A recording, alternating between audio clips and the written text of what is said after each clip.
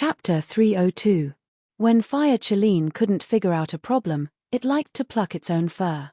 Every time it did so, the creatures hidden underground would tremble. As a result, the flowers, birds, fishes, and insects within a few hundred miles of the inferior compound all jumped up and shouted at Beligaju. Please, quickly take your pet away. If a single strand of its fur fell on them, it could burn them to death. Have some self-awareness. Pa, Hellion Vivian sat on the second floor of the tea house and put down the armament that Jing Wushuang gave her. She smiled faintly and said, "This thing is not bad. It is indeed made by young Master Wushuang. I really didn't expect that one day I would be praised by the boss of Profound Heaven. I thought that in your eyes, we are all stubborn old antiques." Jing Wushuang lowered his eyes and drank a mouthful of tea. His long sleeves fluttered, bringing out a faint medicinal fragrance. Hellion Wei Wei stretched and smiled slyly. That's just an excuse to motivate the employees. Profound Heaven is still a new armament company. Compared to you guys, we have to have some other unique features to capture the market. Being your enemy is really a headache. Jing Wushuang seemed to be quite helpless, his transparent fingertips supporting his forehead. Hellion Vivian smiled and slightly narrowed her eyes, with a bit of laziness. A gust of night wind blew, and a few pear blossoms fell on her eyebrows and eyelashes. Jing Wushuang looked at her and curved his thin lips. He reached out and wanted to brush away the petals on her head. After interacting with each other once or twice, Hellion Wei Wei didn't evade. She only watched as he extended a hand that was as smooth as jade in front of her. Then, he paused and immediately withdrew his hand. His face revealed an extremely faint smile, as if he was looking at someone. Hellion Vivian followed his gaze and slowly looked downstairs. She saw the white-clothed, black-haired Beligaju standing there coldly. His long and narrow peach blossom eyes flashed with a cold light, as cold as frost. Beligaju looked at this scene, his pair of eyes floating up and down. The emotions that were rarely stirred up were now raging violently in the bottom of his heart, as if they were about to burst out of his throat. Almost instinctively, Beligaju's slender and cold fingertips touched the white skin of his throat. He exerted a little force, and the external pain slightly balanced the burning heat inside. After that, he indifferently withdrew his gaze from Hellion Wei Wei's body and strolled into the long alley. Hellion Vivian also guessed the same. It was time to talk to the other party about terminating the contract. The night grew darker. The Fire Cheline sized up Beligaju's expression. "Master, you, bang." Without waiting for Fire Cheline to finish speaking, Beligaju punched the wall. He did not do anything for the past 2 days. Every day when the sun went down, he would wait for her. She, on the other hand, had turned a deaf ear to his words time and time again. The thin fog dispersed. Hellion Vivian only drank 2 cups of tea with Jing Wushuang. The main point was to talk about the disassembly of armaments. However, Hellion Vivian did not hand over all her secrets. Some things only appeared in modern times. If she said, it would inevitably cause some trouble. Jing Wushuang was indeed a person who made people feel comfortable to get along with. Young Master Yang Ruyu was probably talking about this kind of person. Hellion Vivian thought as she walked in the direction of the inferior compound. The night was quieter, and the echoes of footsteps in the alley were very clear. Hellion Vivian could hear the sound of footsteps following behind her. It followed her and stopped, rising and falling at the same time. Hellion Vivian guessed that it must be Shadow, who had been transferred away before, who had returned. She walked all the way to the door and suddenly realized that the sound of footsteps had disappeared. Hellion Wei Wei wrinkled her eyebrows and stood there for a while before finally turning her head and looking into the distance. After seeing that there wasn't a soul in sight, her eyes narrowed again. Just as she was about to push open the door, her head was covered by a white robe without any impurities. Beligaju's voice sounded coldly, "You're having a good time. So happy that you don't even want to go home." Hellion Vivian wanted to pull down the robe, but that person had already pinned her to the wall. "Do you believe that if you dare to move, I'll feed Qingzhon to Cheline?" "Fire Cheline. Wait, I'm not a dog." Hellion Vivian could only stay still and look at the man's long legs under the robe. Beligaju carried her all the way into the room. However, Hellion Vivian felt that the situation was not right. That day, he was the one who said whatever. Moreover, why didn't he look for his personal servant girl but came to her place to stop her? Hellion Vivian thought for a while, then pulled the robe away and asked, "Why are you here?" "I've been waiting for you for 2 days." Beligaju looked at her and his voice was cold. Hellion Vivian was confused. "You've been waiting for me for 2 days? I told you to come and find me at night." Bailey Jiaju smiled faintly, bringing out an evil aura that made people terrified. "But it's very obvious that you've already forgotten." Hellion Wei paused for a moment. "I also want to talk to you about this matter." "Talk about what?" Beligaju lifted her chin with his fingers and looked at her coldly. "Before you talk, I advise you to think about whether I'll like what you're going to say next." Hellion Vivian smiled. "Don't worry, you'll definitely like to hear it. It's about setting you free." "Setting me free?" Beligaju's fingers slowly clenched.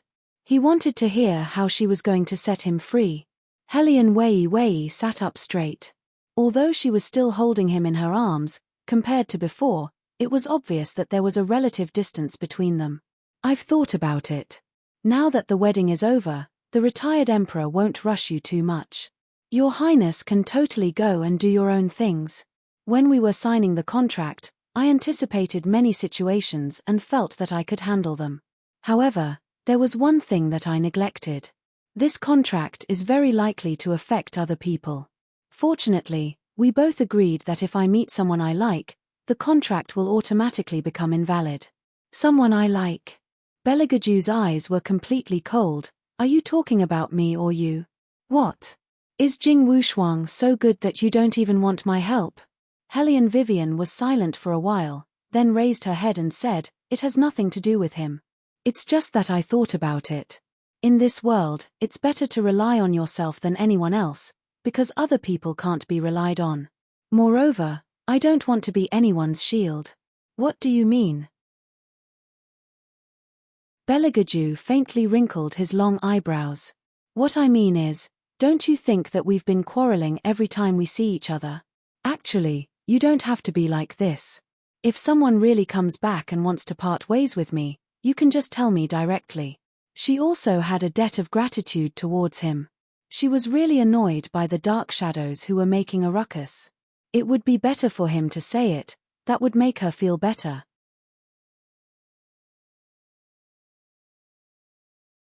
Chapter 303. I'm not someone who doesn't know how to appreciate favors. Hellion Vivian continued, "You don't have to beat around the bush and let the people around you tell you." Bang! Before she could finish speaking, Hellion Vivian felt a vibration in her ears. His black-gloved fist smashed against the wall. He didn't care about his bleeding fingers and slowly lowered his body. His mouth was smiling, but there was no warmth in his eyes. "You are the first person who dared to part ways with this king, and the only one who survived. I'm just thinking of a solution." Hellion Vivian didn't change her expression. She had always believed that he was a reasonable person. Bailey Jiaju looked at the expression on her face. His complexion suddenly became a bit colder. And in the next second, she saw Bailey Jiaju's hand swept in her direction with a ghostly speed. His half-narrowed eyes carried a cold murderous intent. Following Yuan Ming's shout, "Be careful," Hellion Vivian clenched her fist. Her hand didn't stop moving. Her palm moved and her finger moved to the side. Half a second later, the sound of a sword piercing through flesh echoed in her ears, coldly exploding in the air. Hellion Vivian stared blankly at Beligaju in front of her. The dagger in her hand had pierced through the man's shoulder blade. Behind her, a strange-looking demonic beast struggled with its face, and then completely vanished into nothingness. Yuan Ming held his forehead and looked up at the sky. "Woman, I told you to be careful behind you." Hellion Vivian didn't say anything. She only looked at the man's bleeding wound and her mind went blank for a moment. Then, she saw the man's lips suddenly pull back into that familiar lazy and charming arc. It was low and pleasing to the ear like spring water flowing under ice. There was a trace of imperceptible anger in the coldness. His voice was cold and somewhat forceful. "I can stop the contract, but you're mine. I have to take you away." Having heard what was said, Wei Wei stared blankly and couldn't help but somewhat laugh. This kind of "you're my toy, even if you're broken, you're still mine" tone really didn't seem like something the aloof and remote third prince would say. Beligaju ignored her.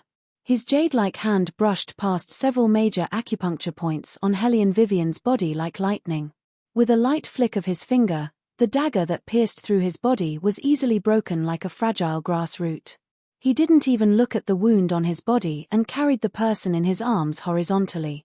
Along the way, he covered Hellion Vivian with his windbreaker, not letting anyone's heads out. Some students who came out at night didn't know what's in his arms. After all, they were far apart. Beligaju's eyes. Before the students could react, the person in front of them disappeared. They could only faintly see the back of a figure hidden in the clouds. When they entered the room, Beligaju casually threw the windbreaker covering her head to the ground. Then, he pressed Hellion Vivian against the wall and kissed her. The man's clear breath suddenly approached. It was like a lotus flower or snow, intoxicating. The domineering and passionate kiss was mixed with uncontrollable anger. It was so passionate that it was suffocating. He clasped her slender waist with one hand and pinched her chin with the other. He kissed her deeply, as if he was forcing her. It was that kind of suffocating feeling again. From the entrance to the inner room, Hellion Wei Wei didn't have enough time to unseal the acupoints on her body before she was directly put down on the soft couch by him. Her breath was filled with the other's clear and cold sandalwood fragrance. Woman, since his taking the initiative, why don't you just follow him and take the opportunity to cultivate more? Yuan Ming's noisy voice still sounded in her ears. Hellion Vivian directly cut off the telepathic communication with him and locked him in the Xuanhuan space. Only then did she feel a little more peaceful. At this time, her acupuncture points were opened. She directly pressed the man's hand and looked at Beligaju with some difficulty in breathing. Beligaju's eyes seemed to have fallen into an ice cellar because of this silent rejection. There was a deep madness hidden in his eyes. His originally black pupils gradually contracted and a cold light appeared, as if they were about to turn into a pair of demon eyes. It was almost as if he couldn't control his instincts. Hellion Vivian saw it very clearly. That pair of indifferent eyes were now glowing with a light that was clearly suppressed and crazy.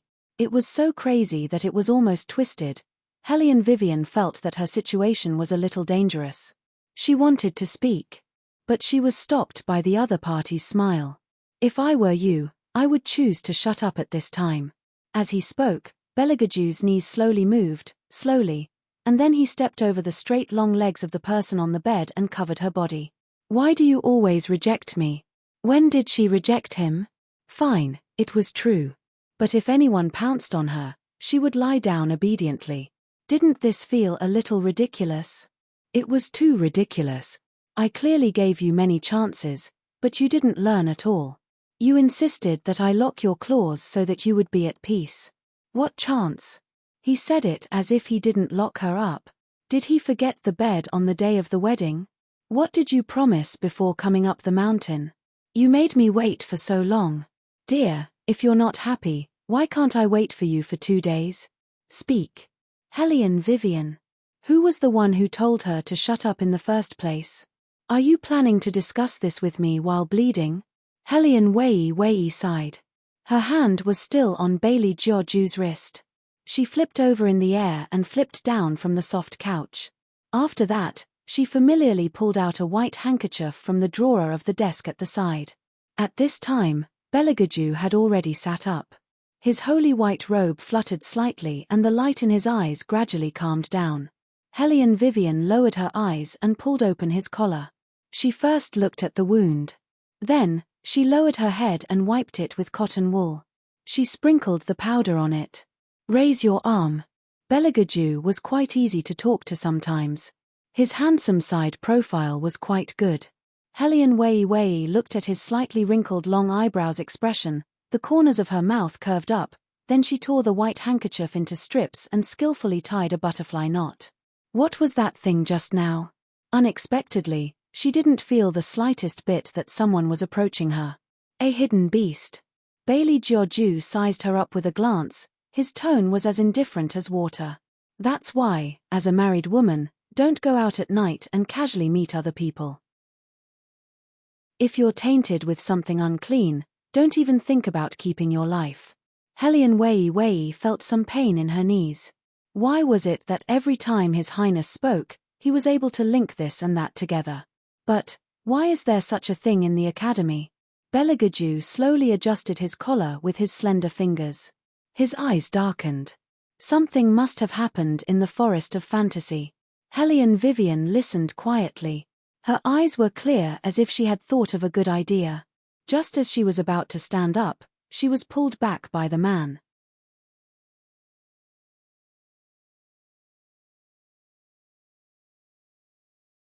Chapter 304. Only to hear a Ka sound. She wore a chain of exquisite workmanship on her wrist. It was the forbidden martial black iron lock, a divine weapon specially used to imprison martial artists. It was said that there were at most 3 in the entire Dragon War Empire, and they were priceless. Hellion Vivian was a martial artist, so she was most familiar with the use of this kind of thing. Was he really planning to lock her up? Hellion Vivian just wrinkled her eyebrows. A slight chill came from her wrist, and his fingers slowly rubbed her skin. Look, it suits you so well. His voice was still low and calm, and it even had a bit of elegance and leisure like the spring breeze. However, Hellion Wei detected a sense of danger from this calm and refined voice. She lowered her eyes, and her voice became cold. No one would like this kind of fit, Your Highness. Is this how you treat your ally? It seems that I still have value, and it's hard for Your Highness to use such an expensive chain to lock me up. The current situation was not the result she wanted to see. But what gave her a headache was that a certain highness seemed to have a particularly serious hobby in this area. She reckoned that only he could give people a kind of inviolable cold and handsome look when he was using an iron lock to lock people up. Was there a mistake? In the end he was the one doing bad things. Hellion Vivian ridiculed in her heart, but she was not willing to go to the point of going against Beligaju. What else do you need me to do? It's better to say it directly, and we can end it happily. Hellion Vivian thought so in her heart, so she also said her thoughts. She felt that it would be better to say it out loud. However, she didn't expect that after she finished speaking, the look in Bailey Joju's eyes was even colder than before. End happily. He looked up and saw that her expression was very calm, as if she wanted to negotiate with him peacefully. For a moment, he only felt that it was incomparably dazzling. In her eyes, there was no him. There had always been no him. Beligaju curled his lips into a smile, but that smile did not reach his eyes. Instead, it was a cold expression on his face. There will be no happy ending. The things that I want can only stay by my side. So, Your Highness used this method? Hellion Vivian tugged at the iron lock on her wrist and raised her eyebrows mockingly. Beligaju's back stiffened, and his hands slowly clenched into fists under the blanket. Since when did he need to use such a method to keep a woman? Even if this was not in line with his usual style of doing things, the War Dragon Empire's most respected royal family descendant, the insufferably arrogant royal family, when was there anything that he could not obtain? However, Hellion Vivian was such an exception. He was confident that he could control everything, but when it came to her, he was helpless. What? Do you think this method is despicable? His voice was low and deep, but it also carried a cold smile. A light breeze blew through his black hair, covering his beautiful eyes. I am such a despicable person. I am fundamentally different from the deskmate you imagined. Now that you finally understand, you want to escape. Ha ha ha. Hearing the word deskmate, Hellion Vivian could not help but look into those deep and intense black eyes. The usual transparent feeling disappeared and was replaced by a bone-piercing coldness. She could even clearly feel the coldness when the man approached her, as well as the cold breath he exhaled. Hellion Vivian was stunned. Her outstretched hand froze in midair. She did not know why, but she felt that in that extremely cold voice, there was a wetness that made people care. It was as if he was desperate to the extreme, and it made people feel lonely. Behind him, countless oil lamps fell to the ground. The wooden table shook violently because of him, and the wind whistled. He was angry. Maybe this time, he really wanted to strangle her to death. But after waiting for a while, the boiling anger did not burn her body. Fire Cheline was standing outside the door. He knew better than anyone that the vibration from the blood could burst out from the blood vessels. It was so hot that it could almost burn the heart. He did not know what happened, but the only thing they were sure of was that this burning feeling came from his angry master. In the darkness, the door and windows in the room made a clang, clang, clang sound. A strong wind swept in, whistling like a wild beast outside the room. Suddenly, a huge gust of wind blew in front of them. White lightning flashed in the sky, and the glass window had already hit the window frame heavily. Beligaju was standing under that window. Hellion Vivian was shocked. She looked up and did not care whether he was angry or not. He leaped over and forcefully swapped the two of them. At the same time, she heard a clang sound behind her, followed by a large area of brittle shattering. Only the sharp edge of the glass window was left. It firmly hit Hellion Vivian's arched back. Under the lightning, the floor was full of broken glass shards. Beligaju was stunned. The wind and clouds stopped. He looked at her and forgot to move for a moment. Hellion Vivian supported herself with one hand. The iron chain made a sound, and she shouted at Beligaju, "If you have the ability to call the wind and summon the rain, then you have the ability to dodge. Bastard, do you think you can be willful just because you are handsome?" Beligaju reacted at this time. He hugged her, and as if he was anxious, his fingers touched her back. Hellion Vivian was shocked. She pressed his hand again. "What are you doing? Take your hand away." These words could not be more overbearing. Hellion Vivian raised her eyebrows. Was this his attitude towards his savior? However, the gentleness of his fingers did not match his tone at all. Hellion Vivian's back was originally fine. After all, she had done a lot of training. She knew what posture to use to block a heavy object when it fell. It would minimize the damage. But he took off her clothes and examined her as if she were a product of daily use. Hellion Vivian did not know whether to laugh or cry. As if he had finally finished examining her, Beligaju looked at the smooth and white back in front of him. Then, very gently, he pulled her into his arms. His chin seemed to be resting on top of her head. There was a hard-to-detect deep voice in his voice. "Wait for this, king here." Hellion Vivian looked at him as if he was about to leave. Her eyebrows raised again. At this point, he still did not plan to untie the thing on her hand. Beligaju seemed to be in a hurry. He waved his sleeve and ordered the shadow outside the door, "Look after the princess." "Yes." Shadow's face was filled with astonishment from just now. Until now, he didn't know what to feel. Seeing his master quickly disappear into the night, he couldn't help but murmur, looking at His Highness' expression, he should have guessed that Miss Yoon has returned. Hellion Vivian was lying on the soft couch. Hearing the movement outside, she laughed. So it was like that. His Highness' reaction was a bit too slow. Hellion Vivian mockingly moved the iron chain on her wrist. Her eyes looked at the dangling hair ornament on the ground. Chapter 305. Outside the room, in the darkness. Fire Cheline's figure could be vaguely seen. Beligaju glanced at him and said in a calm voice, "How many more hidden beasts are there in the academy?" "There are still a few." Fire Cheline lowered its eyes. "It's almost certain that Hellion Wei Wei's body has been possessed, because the hidden ground beasts will only approach and attack souls that have occupied other people's bodies. Then, they will pull them out of their original bodies and drag them underground. Someone brought the hidden ground beasts here, and they must be targeting her." Beligaju's eyes turned cold. His long black hair fell down along the side of his face, making his cold and beautiful eyes look even more beautiful and murderous. Fire Cheline continued, "Master, why didn't you tell Hellion Vivian that you used the forbidden black iron lock to lock her up because it can avoid being found by hidden beasts?" Bailey Jiaoju casually glanced at the Fire Cheline and said, "Because that is only a small part of the reason." As he said that, he sneered and said, "Go and find those bugs for me first." "Yes." Fire Cheline's eyes lit up and suddenly turned into a divine beast. Like a whirlwind, it galloped in the dark night.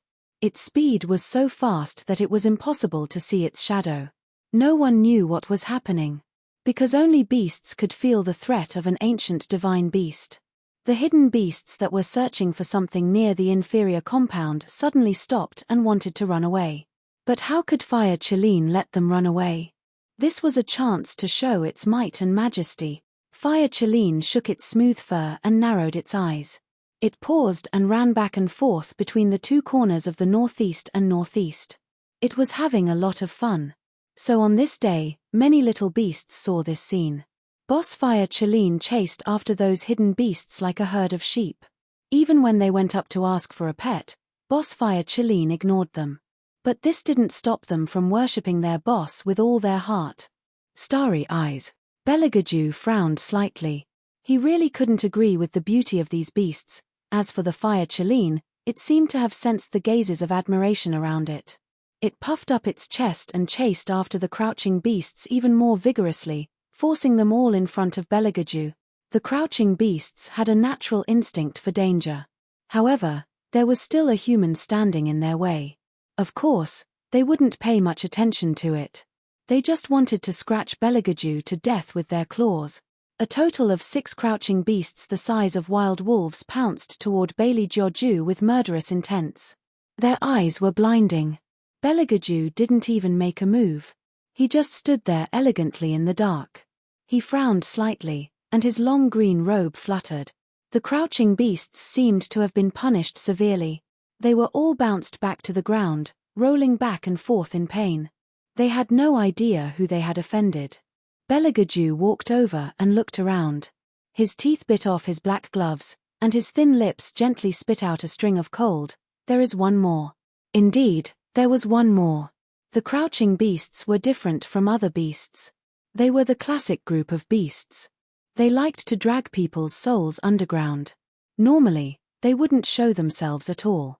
During the day, they would hide in the thick bushes and only move at night. When they moved, they would listen to the command of the Beast King. And now, that Beast King had not appeared yet. Beligaju narrowed his eyes. Suddenly, he reached out his hand and a smaller beast than the other crouching beasts appeared in front of him. Its entire body was black. However, its pair of frightening white eyes were too evil. If a normal person saw it, they would definitely be shocked. This was the Beast King of the crouching beasts, a top-level beast. The Beast King of the crouching beasts clearly didn't expect that a human would be able to see through its disguise. It was so shocked that its heart was beating wildly. However, it wasn't scared like the other crouching beasts. Because in its eyes, no matter how powerful the other party was, it was still just a human. However, in the next moment, it felt regret. Because behind that person stood the ancient divine beast that could absolutely proclaim itself as the king of the world, the Fire Cheline. The Beast King couldn't help but curl up into a ball. Its face was filled with unprecedented respect and fear. Only then did it seriously examine the man's face. "Who are you? You think you're worthy of asking for my name?" The corners of Beligju's mouth were still curved. His face was as handsome as a god's as he looked down at the magical beast from above. His eyes, which were covered with golden lines, narrowed. The Beast King looked at those familiar eyes and turned around. Its sharp claws kept scratching the ground in an attempt to escape. Tap, tap, tap. The sound of footsteps behind it echoed in the empty night. It was elegant and gentle, but bloodthirsty. The Beast King knew that it couldn't escape. It knelt on the ground and began to beg for mercy. "I beg you, please spare me. I was also ordered by someone else." "Oh." Beligaju seemed to have heard the funniest joke. "You want me to spare you?" The Beast King's eyes turned. "I can tell you who ordered me to do this. I don't want to hurt anyone. It was you humans who brought me in." "Is that so?"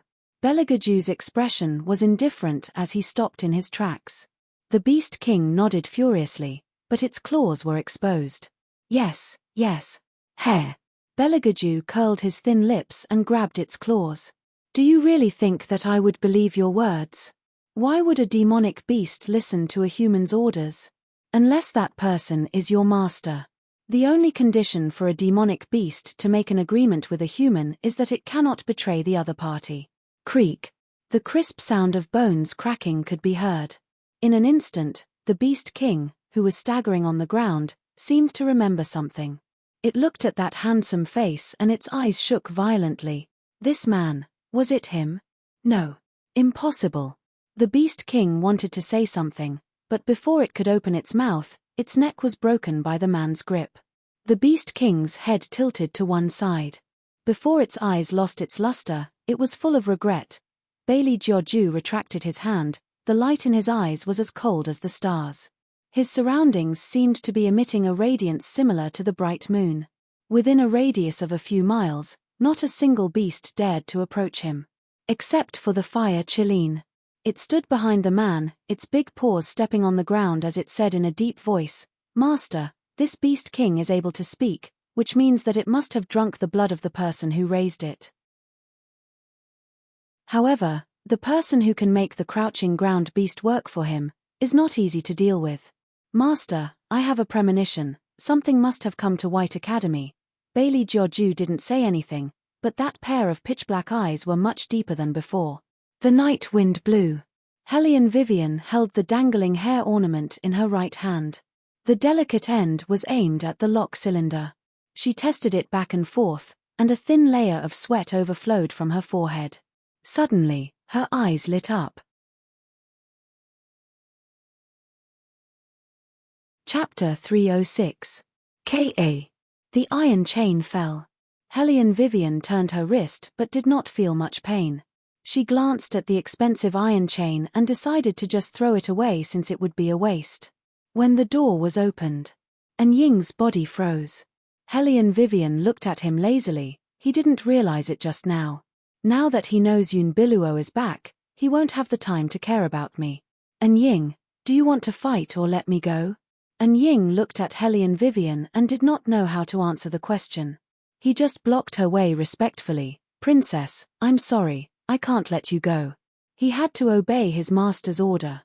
Hellion Vivian smiled and said handsomely, "Do you think you can stop me? Princess, please don't make things difficult for me." Shadow had always been the taciturn type.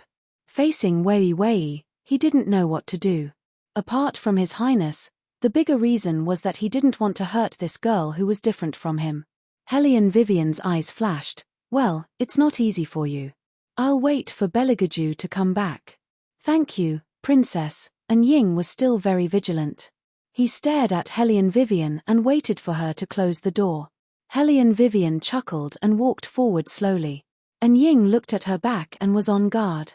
When he was about to reach out, he heard the sound of wind and subconsciously blocked it. The sparks caused by the friction between the martial arts were reflected in Hellion Vivian's eyes. She curled her lips and smiled at Ying. "Good skill." Ying did not say anything. But Hellion Wei Wei paused for a moment and moved her fingers.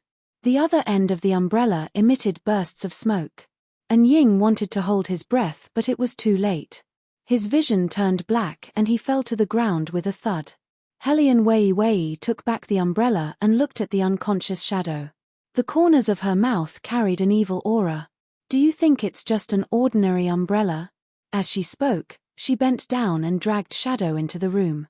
Because she was afraid of provoking His Highness Misophobia, she was very considerate and didn't put Shadow on a chair, only letting him lean against the wall. After changing their outer garments and straightening their collars, they strolled out of the inferior compound. Outside the courtyard, there were still a few shadows hiding in various corners. Although they did not appear, Hellion Vivian could still feel the gazes around her. If she hadn't been wearing this set of clothes, she would have been surrounded the moment she left the hospital. Hellion Vivian was good at disguising herself, so she didn't reveal any flaws along the way. After leaving the courtyard, she didn't hesitate and directly turned around to go to Tu Sufeng's courtyard. Hellion Vivian was not worried whether Tu Sufeng was asleep or not. As the Dean of White Academy, that person had always slept very late. In addition, he had to take care of a child. As soon as Hellion Vivian walked into the brightly lit courtyard, she saw the little 7th prince with a stack of wooden bowls on his head. The little 7th prince looked at her and blinked. He was very calm. "Third sister-in-law." Hellion Vivian raised her eyebrows. "What are you doing?" "I was caught stealing meat." Speaking of this, the little 7th prince seemed to be very upset. Even his cute little eyebrows were wrinkled. Hellion Vivian glanced at his appearance. How long more do you want to wear this? The dean didn't say. The little seventh prince watched as Hellion Vivian took a step forward. He also took a step forward, his short and thick legs swaying. Hellion Vivian reached out and took down the wooden bowls on his head. Where's the dean? His sighing. The little seventh prince seriously threw all the wooden bowls into the ancient well. I've been too naughty recently. He can't explain it to Imperial Grandfather. Hellion Vivian, you also know? A helpless light laugh came from behind. Hellion Wei looked back and saw Tu Su Feng, who was wearing a long robe, slowly walking over. He still didn't have the slightest change. He was elegant and upright. The years had accumulated too much brilliance on his body. Just looking at him was enough to make people believe in him. In his hand was a steaming hot meat bun. There was no need to guess to know who he was giving it to. The little seventh prince naively ran over and took the meat bun. He opened his mouth and took a bite. As he ate, he said, I'm just a bit more competitive. You're just a little more competitive? Tu Su Feng's slender fingers rubbed his forehead. So competitive that you broke the arms of those young masters from the superior compound? The little seventh prince held the meat bun and seriously said, I was saving them. If they went to fight with third brother, their injuries would be even more serious. Tu Su Feng admitted that the little one's words were reasonable. Then, he thought of those posts saying that the people the academy recently accepted were too unruly, and his head hurt even more. Not a single one can be worry-free. Especially that one, who didn't care about anyone at all. What restraint was there to speak of? After the Yuan family stepped down, the Liang family squeezed in and mentioned the inferior compound by name. What they talked about was the problem with Beligaju. Those people still didn't know Beligaju's identity. Last time, they wanted to rope him in, but how could the third prince go under these people's tutelage? Therefore, no matter if it was the Liang family or the great masters in the academy, they all sent one post after another to him. Fortunately, it was Tu Su Feng who was in charge. If it was someone else, they would have been unable to withstand the pressure. Such a person, the battle spirit forces couldn't possibly not accept him into the martial arts. Hellion Vivian curled her lips into a smile. She didn't beat around the bush and directly flashed the military seal in her hand. Tu Su Feng's eyes were slightly stunned. This is? I want to have a good talk with the dean about the Forest of Fantasy. Hellion Vivian kept the military seal and said, and about the internal specifications of the battle spirit forces.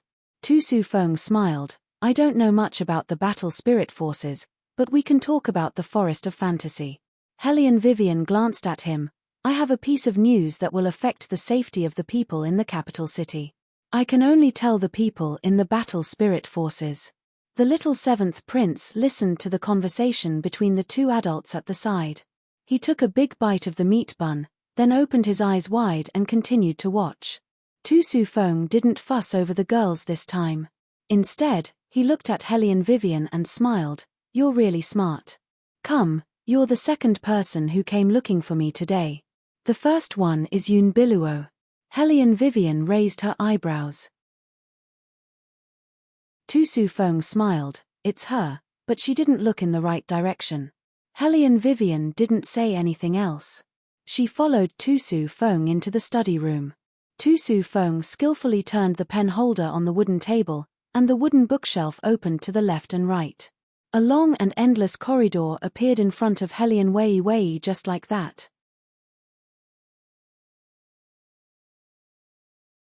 Chapter 307. Tu Su Feng took the oil lamp and raised it high with one hand. The sound of his footsteps echoed back and forth unhurriedly. White Academy was not what it is now a long time ago. No one knows that there is a huge palace hidden under its ground. This palace is where the battle spirit forces are located. As soon as he finished speaking, a loud boom was heard. The huge torches on both sides were lit. Hellion Vivian could see the reflection under her feet. The smooth marble floor showed the luxury of the owner who built this palace. There were a total of 38 huge stone pillars supporting the entire dome. Tu Su Feng smiled and pointed with her white hand. Look over there. Helly and Wei looked down and saw thousands of soldiers yelling something. Some were eating, some were wiping their weapons, and some were wiping their weapons. The scale was so big that it was shocking. This was not a palace, it was an underground ancient city. Helly and Wei turned her head around. Originally, she wanted to exchange a glance with the little seventh prince behind them to express her shock. She did not expect that the little seventh prince only had eyes for the braised pork in a soldier's bowl. This was enough. Although it's late, I still want to say, welcome to the battle spirit forces. Tu Su Feng looked back with his slender figure. Wait a little longer, the new members who joined with you will arrive soon. Helly and Vivian crossed her arms. I thought the first person who found you would be rewarded. Otherwise, why would she be so enthusiastic? Of course there will be a reward. Tu Su Feng smiled gently. From now on, I will be your mentor. The others will have mentors who will be in charge of them. Helly and Vivian chuckled. What a great reward. They are here. Tu Su Feng looked out. A gap suddenly opened in a cave not far away. The moonlight shone in. Faintly, 4 figures walked in. 4. Helly and Vivian frowned and looked over. Apart from Yun Biluo and the rest, there was a very handsome man. It was not an exaggeration to describe him as handsome. His skin was fairer than a woman's, but he did not look feminine at all. Instead, he gave off an enchanting charm. When the man saw her, he suddenly laughed. What a coincidence. He knew her. Helly and Vivian's eyes paused. How could she not remember seeing such a beautiful man? What? Don't you remember me? The man stroked his chin with a faint smile. Helly and Vivian looked at him seriously for a while. A blurry image flashed through her mind. Little tyrant. That's right. Your eyesight isn't too bad. As he spoke, the man lowered his head and looked at the tiny figure. Why is he here too? The little seventh prince narrowed his eyes. Cousin Han Yu. Your family's spell has been broken? Han Yu lifted his chin and said, how is it? Isn't it cool? The little seventh prince scratched his bald head and sized him up. Han Yu straightened his back. Not bad, but not as good looking as third brother. After saying that, the little seventh prince retracted his gaze, giving off a feeling of disdain. The corner of Han Yu's mouth twitched fiercely. Wei restrained herself from laughing out loud. She also didn't know what His Highness did to the little tyrant that day at Armament City, to make him bear a grudge until now. It couldn't be that he also used iron chains or something to tie him to the bed. However, she could not be sure. After all, he even let him wear a dress. The seventh prince is still so likable. Yun Biluo walked over and looked at the little bald head who was full of vigor. The little one did not say anything. He had always adopted a silent and cold attitude towards people he was not familiar with. However, Yun Biluo was smart. No matter how the other party responded, she could always smile. Helly and Vivian curved her thin lips and did not respond to anyone. Tu Su Feng listened to their conversation and said gently, it seems that all of you know each other. That's easy. For a long time in the future, all of you will be tested together. The test is divided into 3 parts. Those who pass the test will officially become a member of the Battle Spirit Forces. The test will take place in the White Academy. From now on, every minute and every second, all of you will have to tighten your nerves. This test will be very cruel and may even take your life away. So, if anyone wants to quit, you can say so now. No one spoke. Tu Su Feng smiled. That's good. If there are no other objections, then each of you can follow the instructor to pick your own room. This room is not for you to sleep in. There will be things that you will need to use when carrying out missions. As he spoke, Tu Su Feng glanced at Helly and Vivian and the little seventh prince. Both of you, follow me. Helly and Vivian nodded and followed. When they brushed past each other, Yun Biluo smiled at her. Helly and Vivian had met such people before. They were polite and gentle, but it did not mean that they were friendly. On the contrary, one had to be wary of them. Third sister-in-law. The little seventh prince saw this and stopped in his tracks. He said in a fierce tone, don't talk to strangers. Third brother will be unhappy. Helly and Vivian was speechless. What was the feeling of being taught a lesson? Moreover, the one standing opposite is the one your third brother cares about. Let's go. He waved his little sleeves. He could not be more domineering. Hellion Vivian followed him, amused. The little one paused for a moment before reaching out both of his hands toward her. Hellion Wei Wei bent down with a smile and lifted him up in her arms. The little one leaned his head on Hellion Vivian's shoulder. His eyes were still staring at Yun Biluo, full of warning. Yun Biluo tilted her head in confusion and laughed again. The little seventh prince did not speak. His face was cold. He did not like this woman. She acted as if she was very close to him. It was all because of third brother.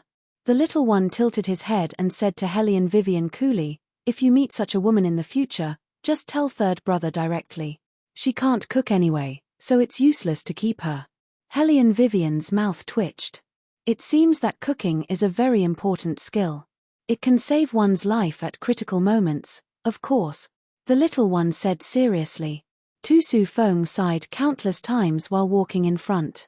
"This foodie. We're here. Go in and see what you need." Tu Su Feng pushed open the wooden door with his slender fingers and stood sideways. The room was not very big, but it gave people a sense of dazzling luxury. Rows of exquisite accessories were placed on the sandalwood table, and a bronze mirror as tall as a person stood in the middle. On the left and right sides of the table, in addition to colorful ancient long dresses, there were also exquisite shawls and countless dangling ornaments. These were only the women's necessities. On the other side, there were men's long robes for various occupations, from high-end to low-end. Everything was there.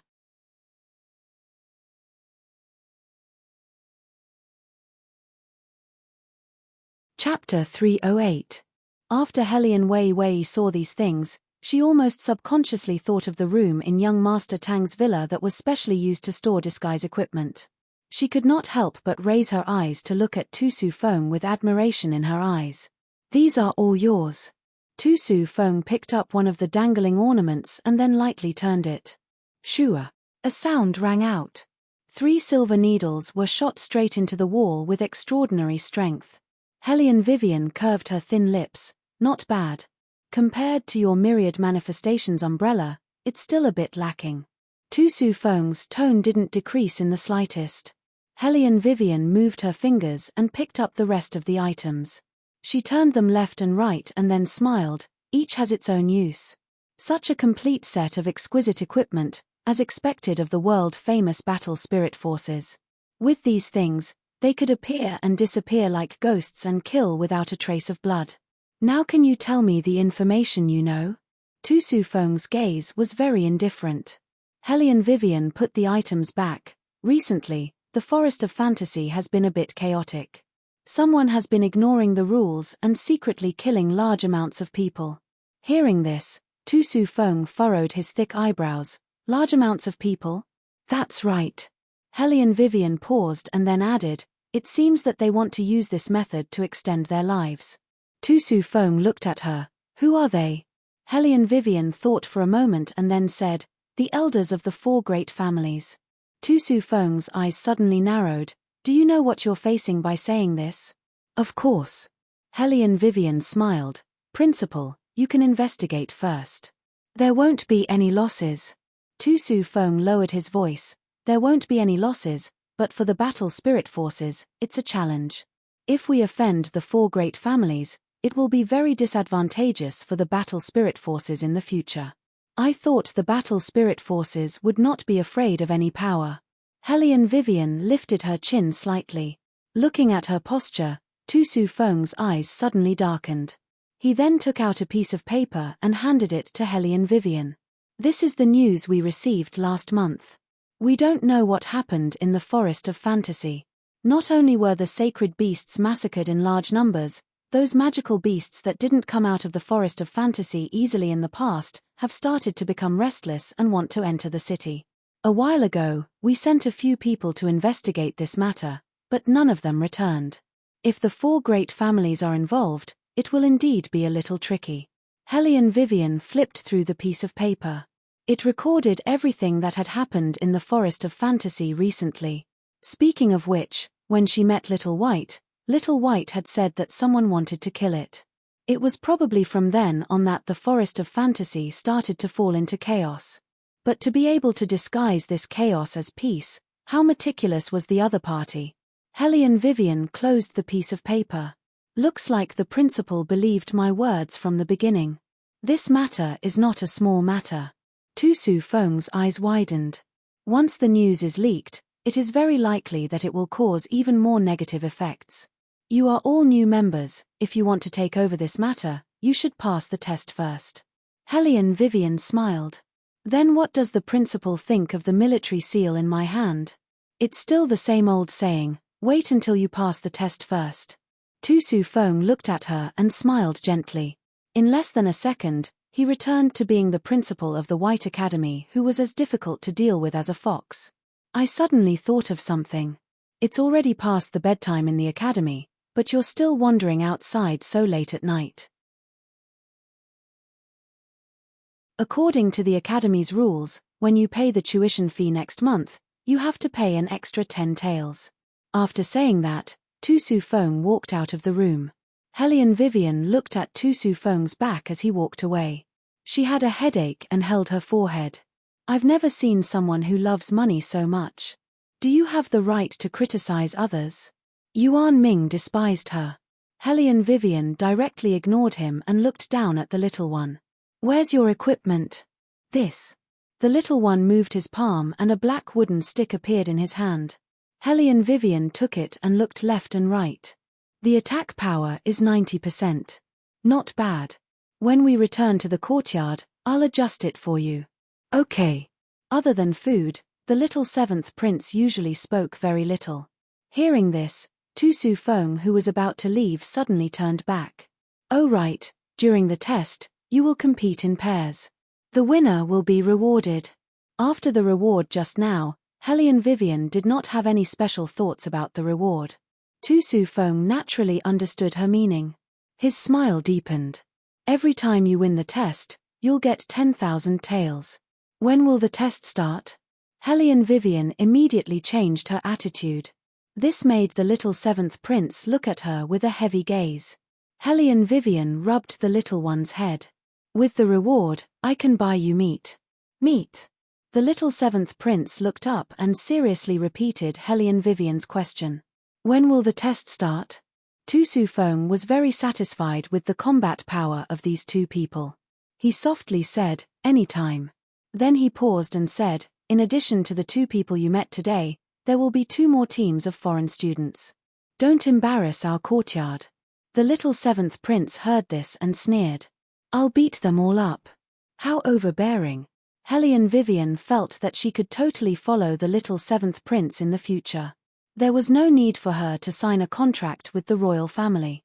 Speaking of which, Yun Biluo was here. Wouldn't the royal family be disappointed if they could not find her? The night wind blew. In a corner of the inferior compound, Beligaju sat on the wooden chair, holding the long chain that was untied. He glanced at An Ying, who had woken up but did not say anything. However, the atmosphere around him was more oppressive than ever. His expression changed from the indifference when he first came in to colder and colder. In the beginning, he thought that Hellion Vivian was taken away by someone. It wasn't until he saw that Shadow had lost his outer garment that his black eyes turned completely cold. Well, who could take her away? It was more likely that she ran away. Beligaju tightened his grip on the iron chain. Why did she always want to run away from him?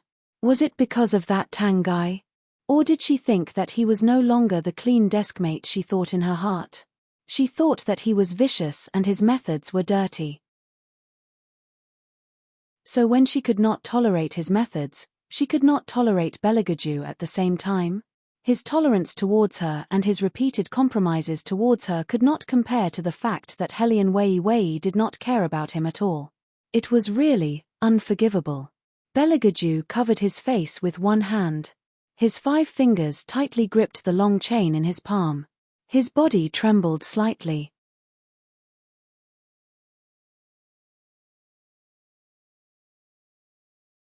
Chapter 309. There were more than a dozen shadow guards standing quietly around him. The whole room fell into a deathly silence. This was the scene that Heiju saw when she came to look for Ying. She didn't know that Beligaju was also in White Academy. She only saw that the figure standing in the middle of the room was very similar to her master. She couldn't help but widen her eyes. Why is His Highness here? Has His Highness been staying in White Academy all this time? That's why he chose that ugly woman Hellion Vivian as his consort.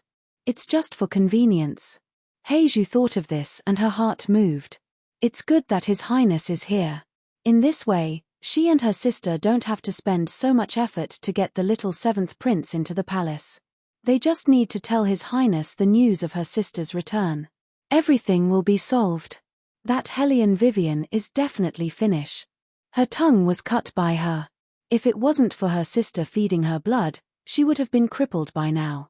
That ugly woman Hellion Vivian, it's time to let her know what she is. Heiju raised her mouth.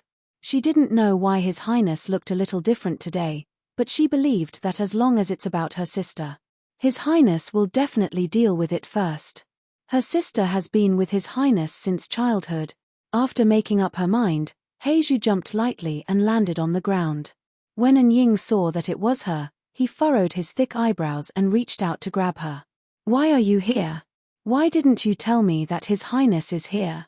Heiju's eyes were full of doubt. You don't want His Highness to know the news?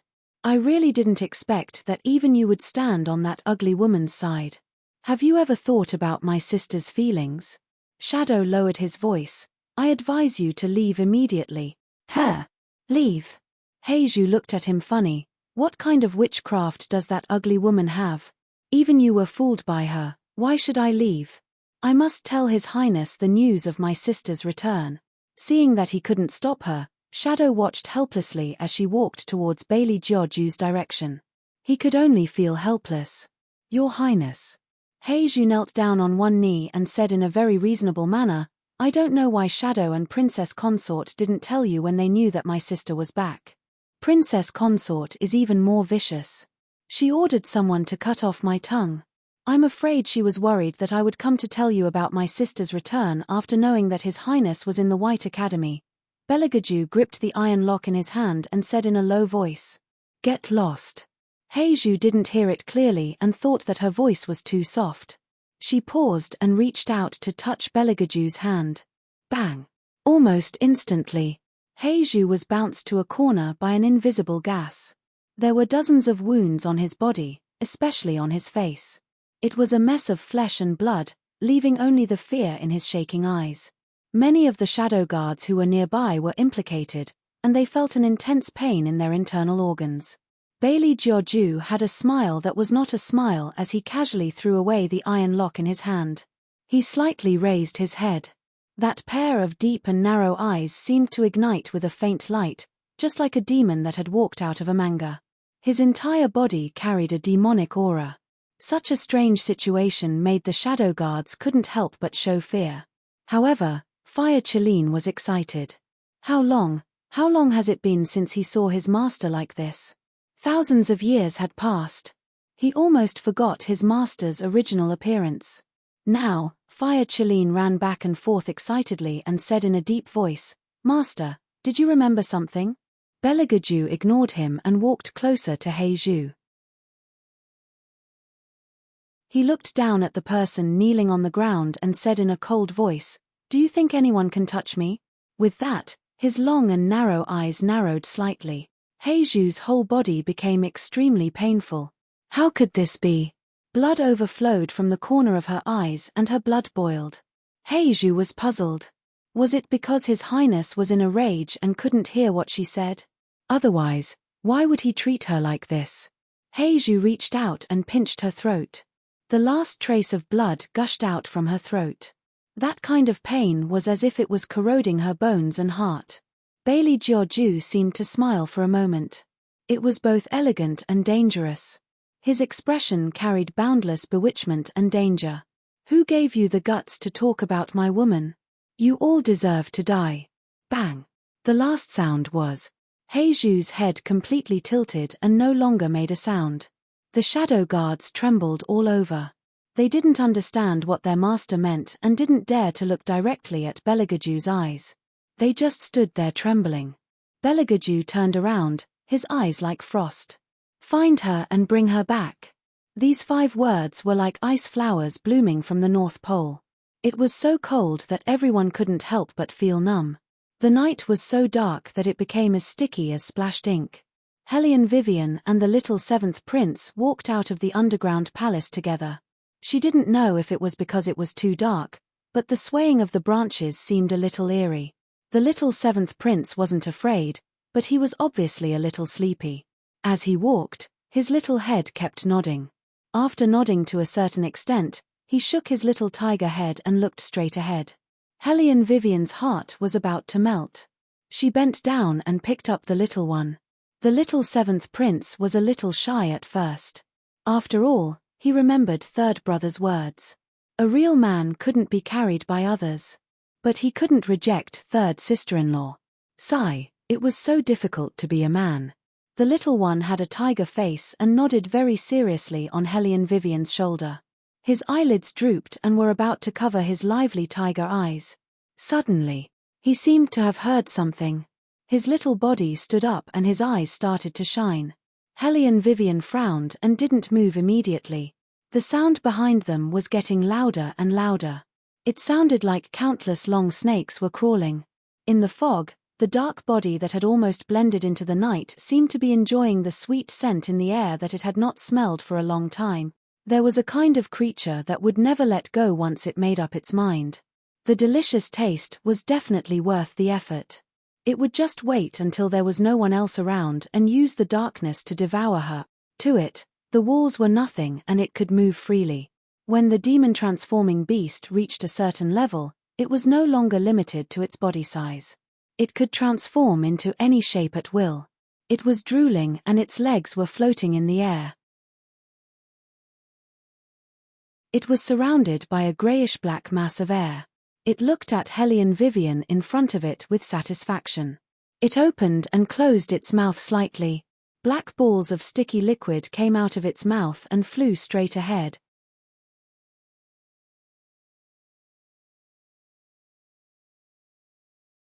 Chapter 310. All of a sudden, Hellion Vivian's palm emitted a dazzling light that gradually formed a black paper umbrella. The black fog was blocked by the black umbrella mercilessly like a fragile spider web. The demon-transforming beast's expression changed. Its body that was suspended in the air shook violently. The black fog was separated from its body. It was a part of its body. When the black fog was destroyed, it was as if a piece of its body was cut off. It was very harmful to it. Damn it! The demon-transforming beast cursed in a low voice and stared at the black umbrella that was emitting a strange light. Which bastard was messing with it? The demon-transforming beast reached out its hand angrily and wanted to destroy the golden lotus with its long and sharp fingernails. However, when the demon-transforming beast's fingernails touched the black umbrella, the demon-transforming beast was shocked and withdrew its hand. It widened its eyes and looked at the fingertips that it had always been proud of. But now, a large part of it was cut off by the person on the bed with a dagger. This was impossible. The weapons in the human world could not hurt it at all. Do you know what will happen to you if you disturb us at this time of night? Hellion Vivian glanced at the demon-transforming beast indifferently and looked back lazily. Behind her was Yuan Ming with his silver hair fluttering in the wind and a smile on his face. He was the messenger of the demon that was feared. The demon-transforming beast's expression changed abruptly. It was out of its wits and wanted to run away. Hellion Wei Wei sensed its intention and sneered. Carrying the little 7th prince in one hand, she opened the umbrella and moved her fingertips slightly. Amidst the piercing sound of the wind, countless fallen leaves bound the demon-transforming beast. Ah! The demon-transforming beast screamed. Its ugly body immediately turned into a wisp of green smoke and was sucked into Yuan Ming's stomach as nutrients. The little 7th prince stared with his tiger-like eyes. He thought that he would have a chance to fight. It seemed that 3rd sister-in-law did not need him at all. In the past, whenever they encountered evil beasts, 3rd brother would always let him take the lead while 3rd brother would follow behind him casually. Perhaps third brother chose third sister-in-law not only because she was a good cook, but also because she was good at fighting. Yes, third brother really has good taste. Hellion Vivian did not know what the little one was thinking. She could not help but raise her eyebrows when she was stared at by the pair of piercing tiger eyes. What's wrong? I'm fine. The little seventh prince rubbed his chin and continued to stare. Obviously, there was something going on. You want to eat meat? This was the only possibility that Hellion Vivian could think of. Little seventh prince explained to Hellion Vivian in a dignified manner, what I'm thinking now is that third brother probably chose you because he wants you to fight magical beasts for him. As for eating meat, that's something I have to think about all the time. Fighting demonic beasts, this was not an instance dungeon. All the time? Well, she was wrong. She shouldn't have used the thinking of an ordinary person to connect with a foodie. However, that thing just now, what was it? Hellion Vivian hugged the little one and her eyes darkened.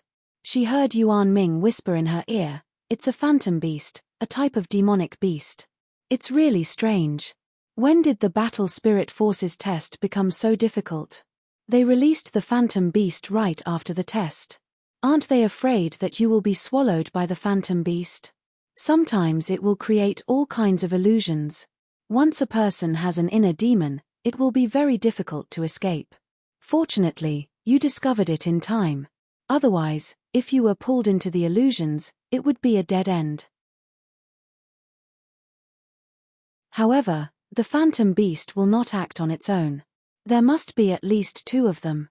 One is responsible for creating illusions and the other is responsible for eating people. Now, it seems that there is only one left. Escaped. Hellion Vivian looked around. Yuan Ming nodded, it's very possible. The phantom beast is more cunning than any other demonic beast. Woman, it seems that you won't be peaceful for the next few days. The phantom beast is the most vengeful demonic beast. You killed their companion, they will not let it go. Then I'll wait for them to come again. Hellion Vivian smiled faintly. Her whole body was emitting an evil aura. The corner of Yuan Ming's mouth curled up. His eyes were filled with evil. You'd better ask the person in charge of the Battle Spirit Forces. A cold voice split the chaos. Hellion Vivian's eyes flashed with surprise. Her voice also became lazy. You're awake? Yes. The little white cat jumped out of the darkness. Its amber eyes were emitting the light of a king. After successfully passing the heavenly tribulation, its fur was more lustrous than before. Every strand of its hair seemed to be dyed with frost. It was incomparably noble. Little seventh prince looked at the little white cat that jumped out. He knew that it wasn't an ordinary cat. It should be of the same species as little green that he picked up. He stretched out his hand and didn't stand on ceremony. He pulled the little white cat's ear domineeringly and looked left and right. The little white cat's expression changed. Where did this brat come from? Yuan Ming laughed unkindly. That's why it's said that pets shouldn't come out blindly. Hellion Vivian raised her eyebrows. Why do you want me to ask the person in charge of the Battle Spirit Forces? Phantom beasts shouldn't stay in the academy. No one has the right to bring them out of the forest of Xuanhuan. Even if the Battle Spirit Forces want to do this, they have to go through many considerations. This is because phantom beasts are different from ordinary demonic beasts. They are absolutely dangerous demonic beasts. If they're not careful, they might cause trouble. Therefore, no one wants to bring them out of the forest of Xuanhuan, unless that person wants to cause chaos in the world. As the descendant of the White Fen clan, the prince of the Cat clan knew more about beasts than anyone else. But it was because of this that Hellion Vivian frowned. You're saying that this isn't a test by the Battle Spirit Forces? Not necessarily. Little White's voice was cold. I think there's a loophole in this.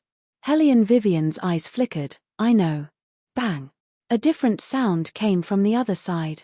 Little White retracted her gaze. It should be a test by the other people. Ask them if they encountered phantom beasts like you. Okay. When Hellion Wei lifted the little one up, she saw a few other people walking toward them. They seemed to have just gotten rid of the trouble they had caused. Some of them did not look good, but some of them did not show any change in their expressions. For example, Han Yu. For example, Yoon Biluo. When this person was in the same group, she fully demonstrated the combat power that couldn't be expressed with words. Those who didn't perform well in the test were already tired. When they saw Hellion Vivian, they didn't say anything. They probably knew about her ability, so they weren't worried and walked over proudly. Hellion Vivian stood aside and raised her eyebrows. When it was Han Yu's turn, she pretended to hold his arm casually. Han Yu looked at her and said proudly, "What? Don't you know that men and women shouldn't touch each other?"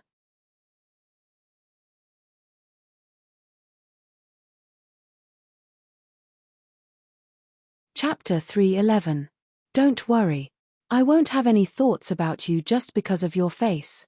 Hellion Vivian smiled. Han Yu was furious. Tell me what's wrong with my face. You're as beautiful as a flower. Hellion Vivian sighed. Too beautiful. Han Yu's mouth twitched. He snorted. I'm good at both men and women. What do you know? Tell me, why are you looking for me?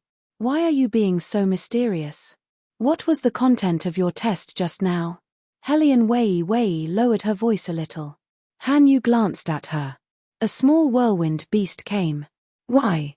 Yours wasn't a whirlwind beast. A small whirlwind beast.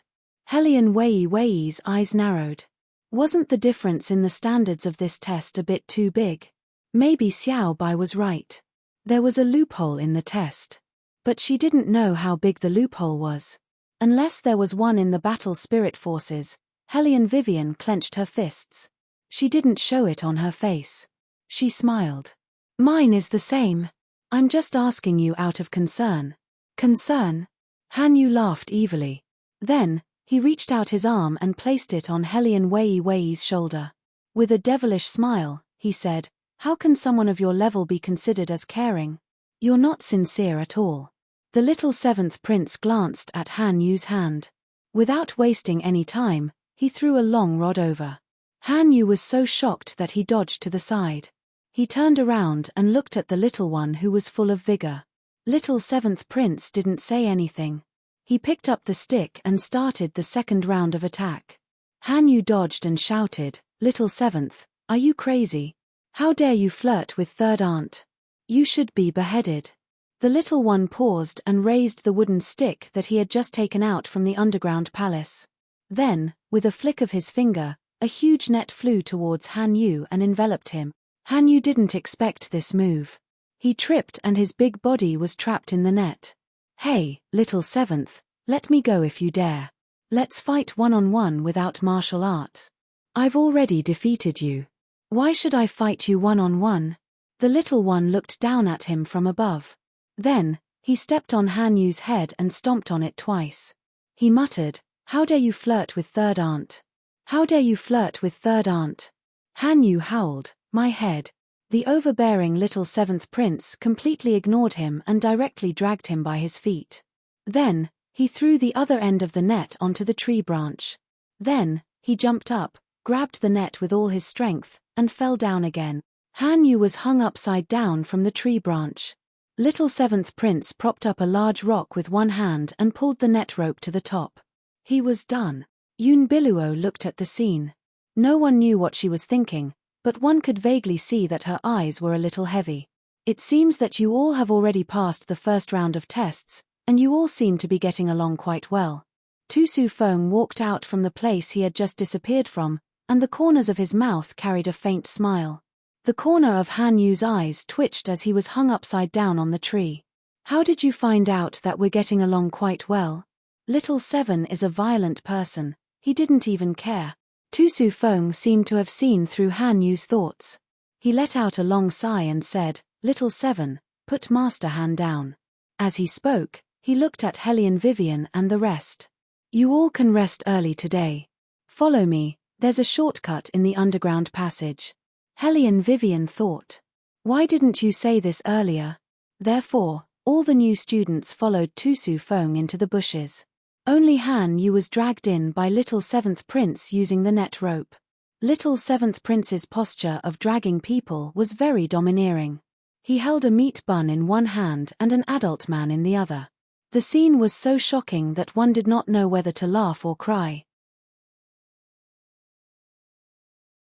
The underground passage was very long. If Tu Su Feng did not lead them, none of them could guarantee that they would not get lost. Hellion Vivian did not tell Tu Su Feng the content of the test just now because it was not suitable to talk about it in front of so many people. She was just thinking about something else. Miss Vivian and little seventh prince are really close. Yoon Biluo walked up to them without them noticing. Her voice was soft and calm, but there was an indescribable smile in it. Hellion Vivian turned her face away. She did not say anything, but just raised her lips with a lazy and mocking smile. Yoon Biluo narrowed her eyes and laughed again. I wonder what Miss Vivian can teach me. I only know His Highness' habits. I want to get close to little seventh prince, but I don't know how to do it. After all, children are different from adults. Although they are all brothers, little seventh prince seems to like to eat more. Hellion Vivian never liked to deal with people like her who hid needles in their words. People like her usually had two meanings in their words. Just like now, Yoon Biluo wanted to tell her how familiar she was with Beligaju. This kind of jealousy drama. She disdained to fight, but it did not mean that she would back down.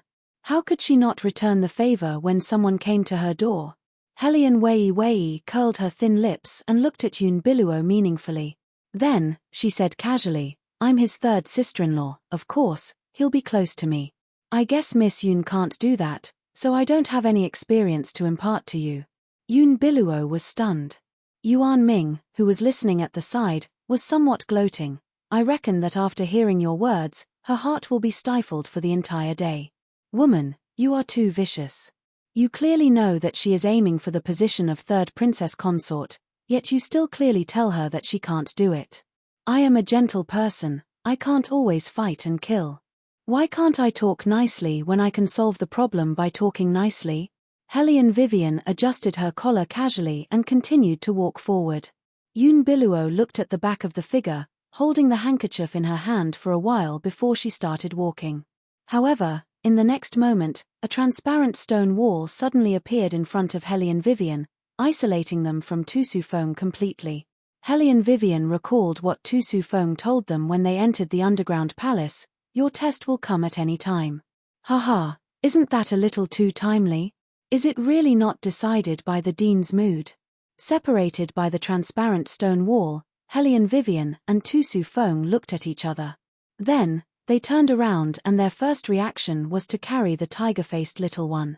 Han Yu also realized that something was wrong, his brown eyes narrowed slightly. On the other side, two people were panicking. They pointed at the stone dragon head at the side. Look at this.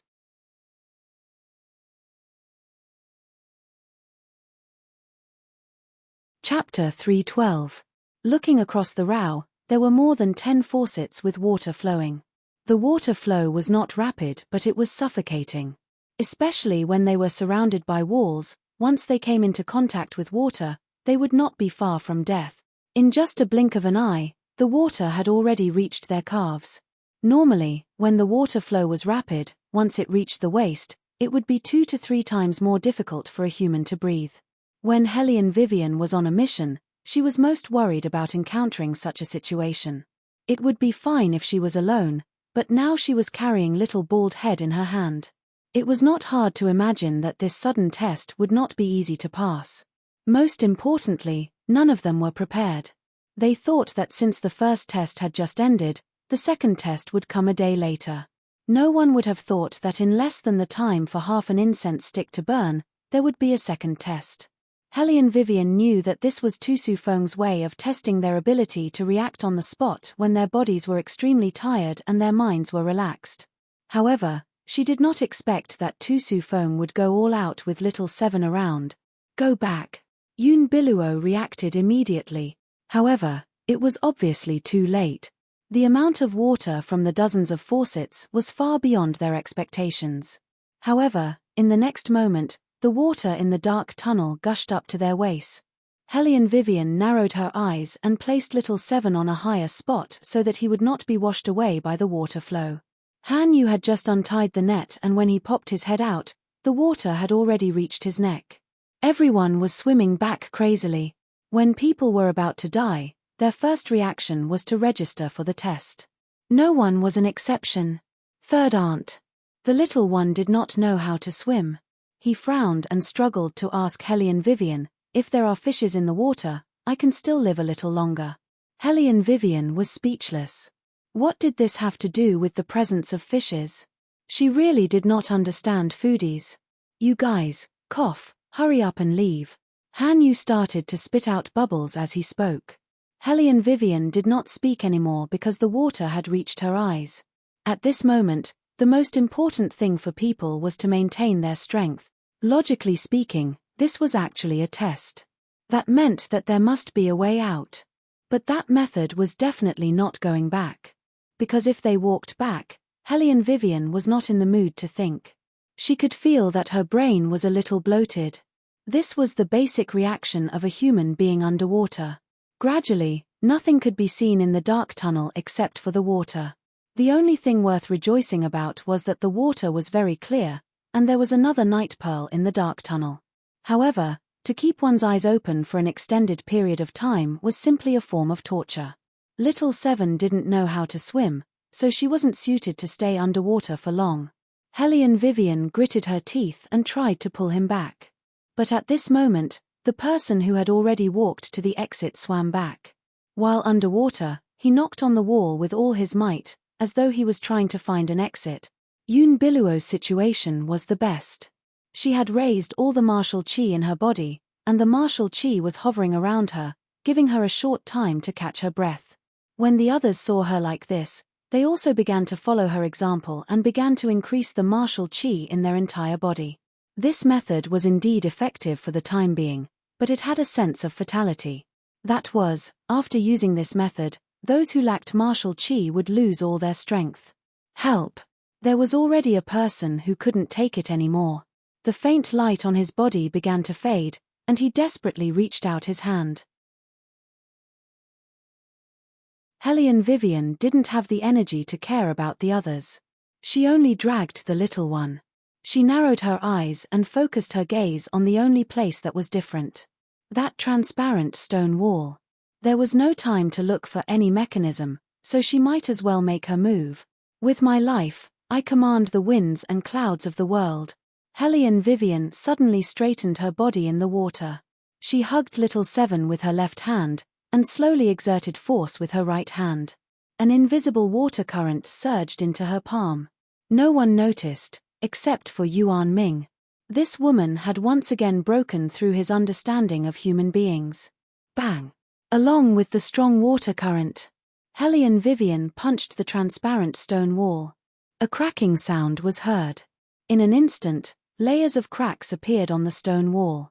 Tu Su Feng was still looking at her with a gentle smile, but the instructor behind Tu Su Feng frowned heavily. Bang! She punched again. The stone wall shattered. Water gushed out. Tu Su Feng took a big step back. The rest of the water quickly flowed out from the original underground drainage pipe. There were indeed mechanisms everywhere. Helly and Vivian's long black hair was wet. Her first reaction was not to question Tu Su Feng, but to bend down to check Little Seven's eyes. Then, she pressed twice on his chest. Her action was very fast and professional. Even Tu Su Feng revealed a slightly astonished expression. Just as the little one spat out 3 mouthfuls of water, the others came out one after another. Yoon Biluo, on the other hand, was not as flustered as before. However, this sudden situation made her lose her composure as she was before. The other two were even more uncomfortable. After they came out, they kept coughing. Their eyes were red, and they laid on the ground weakly. Even Han Yu was supporting himself with one leg, his handsome face showing fatigue. "Congratulations, all of you are still alive." Tu Su Feng walked over. "Sometimes, we have to face unexpected dangers. When you go out to carry out orders, no one can guarantee your safety. So, the first lesson of joining the battle spirit forces is to learn how to survive." As he spoke, he looked at Yoon Biluo. Yoon Biluo reacted quickly and thought of using martial chi as a defense. "That's a good idea. However, I don't recommend everyone to use martial chi as support is too exhausting. Compared to that, I'd rather see everyone be observant. There's an escape button on your left-hand side. You should all go back." It's a waste of time to go back. Moreover, when you're killing the enemy, no one will give you any chance to turn back. Tu Su Feng's gaze fell on Hellion Vivian. The reward this time is yours. There was no need for any explanation because it was Hellion Vivian who broke the wall. Han Yu recovered and came over curiously. Hey, woman, how did you find out that there was something wrong with the wall? It's impossible to go back using the elimination method and reverse thinking. This is a test. If you were the one who came up with the questions, you would also seal the way in. There are always traps in the secret passage. Usually, the materials used to set up the traps are not that solid, so it's definitely easier to break through than other places, Hellion Vivian explained easily, but not everyone could react like that. Tu Su Feng looked at her with admiration. The other instructor furrowed his brows even tighter.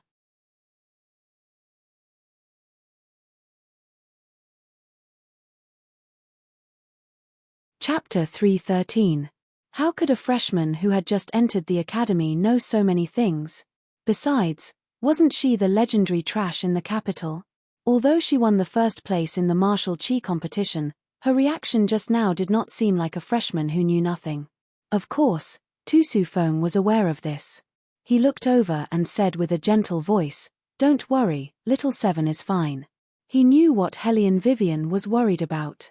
Then, he explained, "This child has been afraid of water since he was young. Arju saw this and went to the deep sea to get him a dragon pill. Dragon pill, the inner core of the divine dragon. Not only could it improve one's martial chi cultivation, it could also be used as a lifesaver underwater. As long as the person was fished out within a certain period of time, even if he drowned, his internal organs would not be damaged. He could still be alive and kicking as long as the water was discharged in time." However, looking at little Seven's listless face, one could tell how much he hated the bottom of the sea. He blew 2 bubbles in a row and said unhappily, "There's no fish. How can there be fish in the secret passage?" Tu Su Feng was having a headache again. Little Seven curled his lips and said to Hellion Vivian, "Dragon pill is not as delicious as dragon meat." "You've eaten dragon meat?"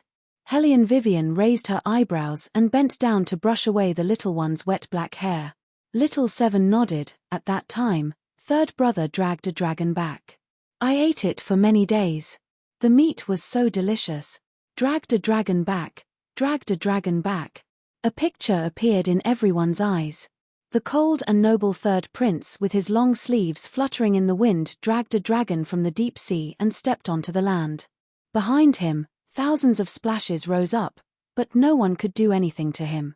As expected of His Highness, Yun Biluo smiled and turned to look into Hellion Vivian's eyes. Hellion Vivian didn't pay attention to her. She very handsomely brushed the black hair on her forehead to the back, revealing that melon seed-sized face. She was thinking that this matter was indeed in line with His Highness' way of doing things. Not only did he destroy someone's nest, he even arrogantly dragged them out of the sea and arrogantly dragged them all the way home. Even if he had a fire Cheline as a mount, he couldn't be so arrogant. How was he going to mingle in the deep sea realm in the future? He would definitely be hacked to death at any moment. When Han Yu heard about Beligaju, his first reaction was to scoff. Tu Su Feng glanced at the burning sandalwood beside his hand. "It'll be dawn soon. This time, you can really go back and sleep. Of course, the test isn't over yet. I'm looking forward to your next performance." When everyone heard this, they finally heaved a sigh of relief. One by one, they dragged their tired bodies and walked towards their respective courtyards. Dean. Hellion Wei waited until everyone had dispersed and left before calling out to Tu Su Feng. Tu Su Feng turned around with a smile on his face. "Why? Do you have any doubts?" Hellion Vivian held the little one's hand and walked over. "I want to ask about the first test. Did everyone challenge the whirlwind beast?" "Yes." Tu Su Feng's voice was gentle. "The test starts from easy to difficult. That way, you can gradually get used to it." Hellion Vivian narrowed her eyes. "But little Seven and I didn't encounter the whirlwind beast just now. It was the demon-transforming beast." "Demon-transforming beast?" Tu Su Feng frowned. This kind of demonic beast won't be used in the test. Even in the future, we won't let you come into contact with this kind of demonic beast that isn't easy to control. There must be something wrong somewhere. Hellion Vivian smiled. I also think that this kind of demonic beast shouldn't appear in the academy, especially in the test of the battle spirit forces. She made it clear. Someone as smart as Tu Su Feng understood what she meant. His eyes darkened. I'll investigate this matter. There can't be any problems within the battle spirit forces. The night was getting lighter. When the sun rose from the east, one's mind would be muddled. In the jagged bushes, a demon-transforming beast leaned on the man's leg, trembling in fear. Master, what happened? Did you fail the mission? The man glanced at it and put the chess piece in his hand on the chessboard. Master, you're so resourceful. The demon-transforming beast flattered and said carefully, that woman is a little weird, but I can't tell why. But she killed my brother. I won't let her go easily. Then, swoosh.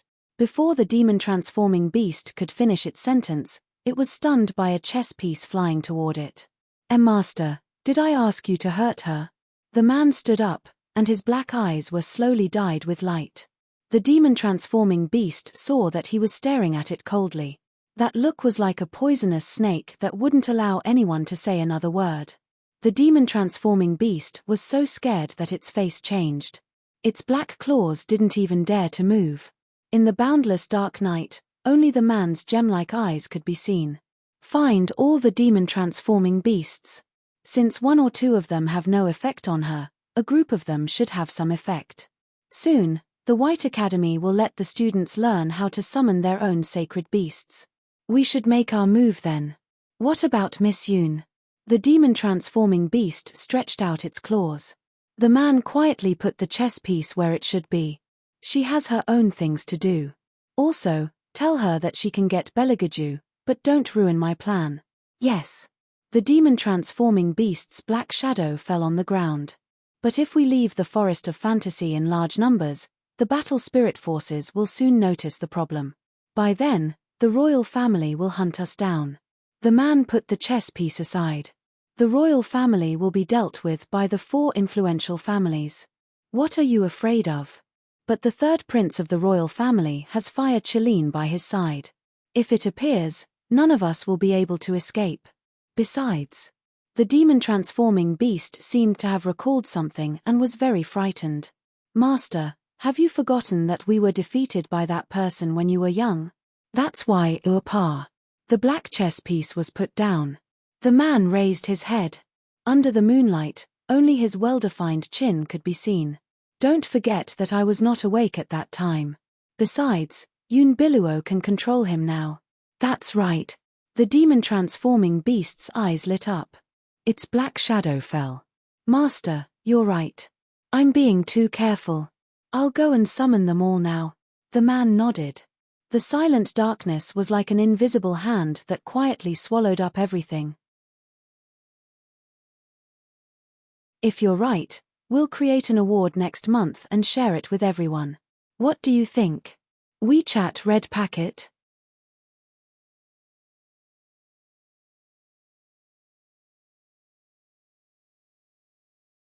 Chapter 314. In the dark tunnel, the water receded.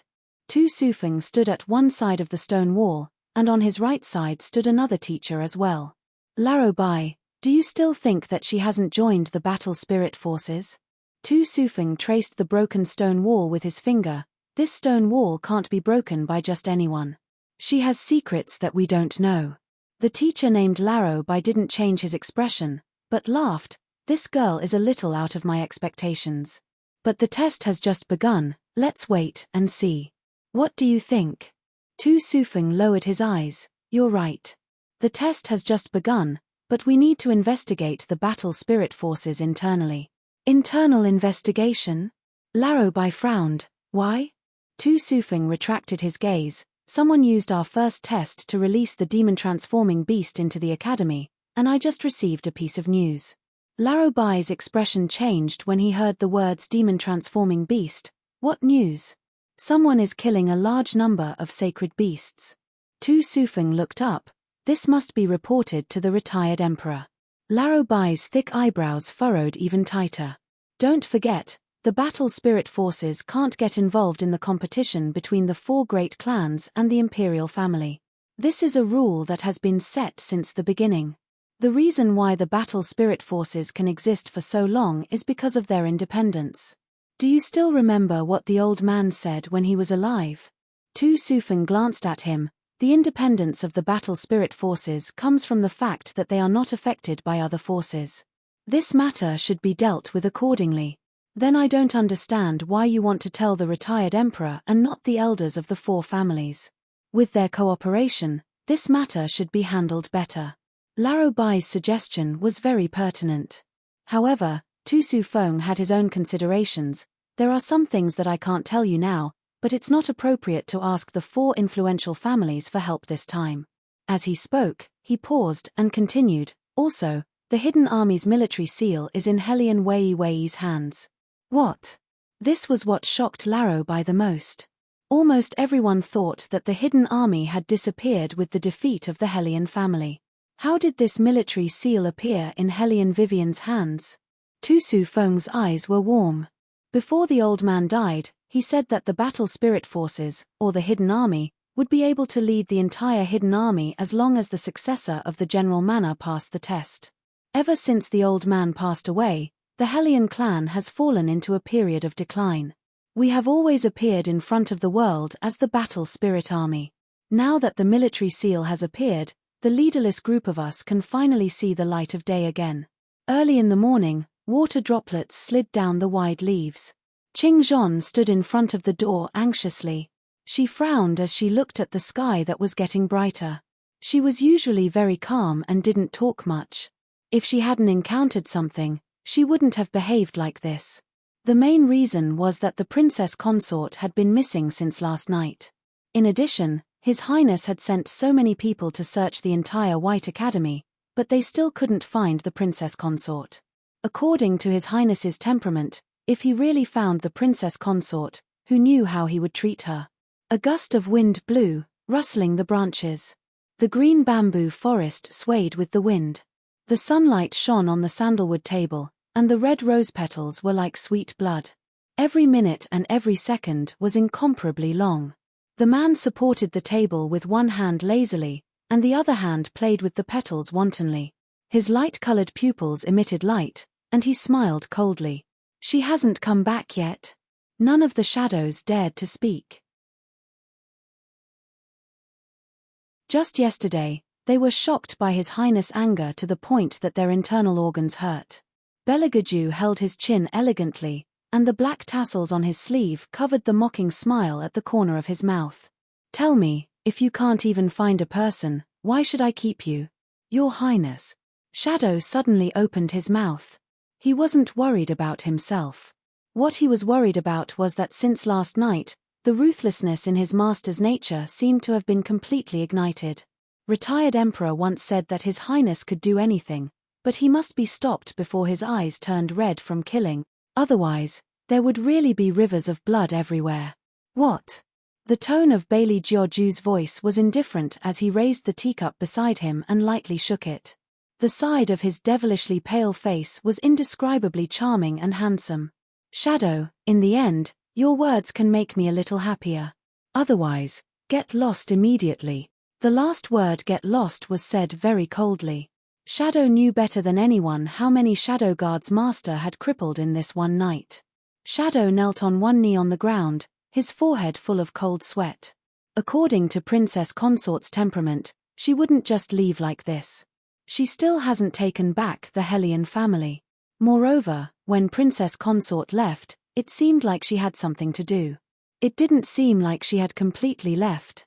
Moreover, if Princess Consort left, she would definitely go find He family's second young master. However, she didn't go to the fine compound. Bailey Jiaoju listened with his face turned sideways. No one could tell whether he was happy or angry. He narrowed his eyes and said, "You're right. She has been planning to leave the palace for a long time. She wouldn't be in such a hurry." As Beligaju spoke, there was no expression on his face.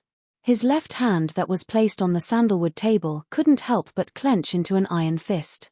He carefully supported the red roses in front of him, raising an ice-cold aura. With a bang, that bright as fire, the bouquet that symbolized thick warmth, quietly lay in the corner. Belagaju got up, one hand in his pocket, and arrogantly looked down at that expanse of red. His chest faintly felt somewhat blocked. If she could escape once, she could escape a second time. Even if he found her this time. Her heart was filled with another person. Bang! A fist punched the sandalwood table. Belagaju took a deep breath and raised his arrogant head. His long black hair set off his perfect ice-cold face, and as usual, he was elegant and bewitching. Nothing more than a prey. Better than her, prettier than her, more well-behaved than her.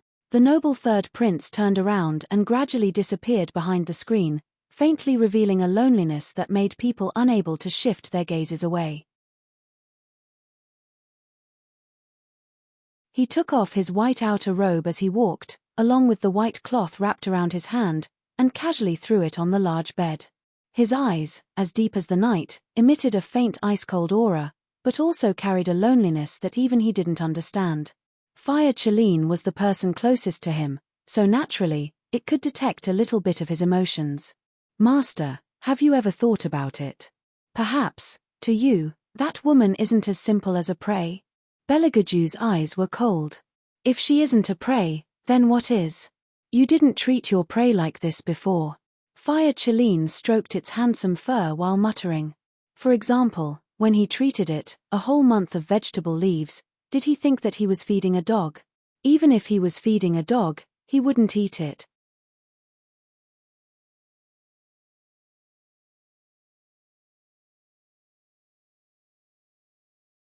Chapter 3:15. Belagaju wrinkled his long eyebrows. I find that the older you get, the more long-winded you become. Fire Chalene, who is this for? Isn't it because its master has never been in a relationship before? Ah, love. Truly a troublesome little demoness. However, there is one thing that you are right about. This time, my methods are too gentle. As he spoke, Bailey Georgiou stood up from the wooden couch. The light in his eyes was slightly cold. His tall and slender figure was indescribably gentle like jade. However, that pair of eyes contained too much overbearingness. No matter what it is, it's right to hold it in your hands first. Yes. Fire Chalene respectfully bowed its head. Its fiery red beast form was faintly discernible behind Belagaju. The sun shone down. In the superior compound's attic, the little seventh prince slept on a wooden rope. In his arms was a big meat bun. That meant that when he was half asleep and bored, he could take a bite or two.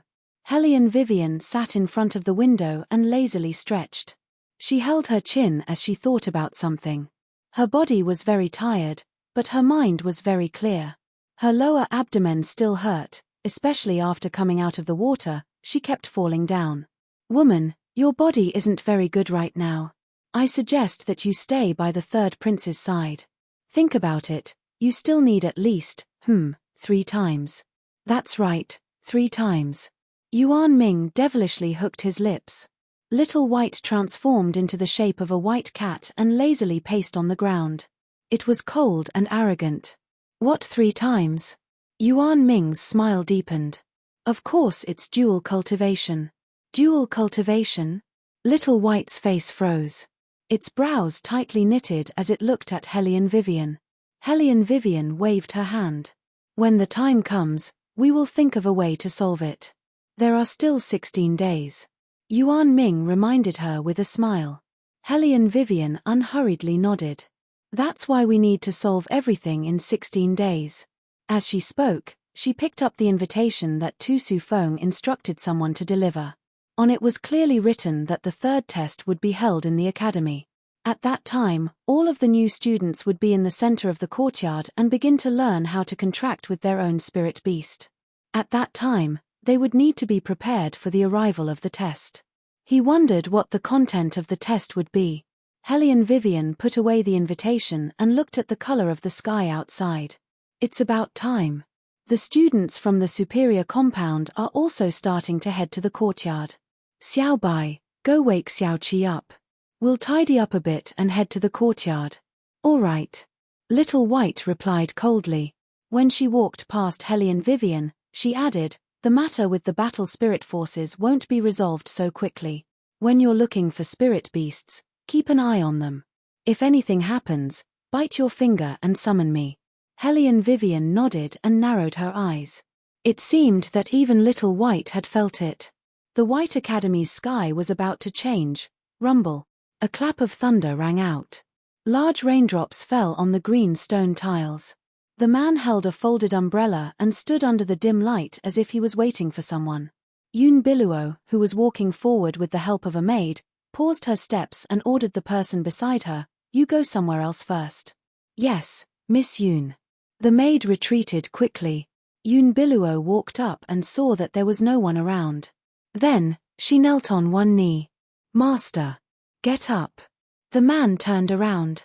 His well-made long sleeves were slightly rolled up. His slender fingers held the folded umbrella and sized her up. "It seems that the cup on your body has been very obedient recently." Yoon Biluo's body stiffened. "Yes. So you don't plan to do what I asked you to do seriously?"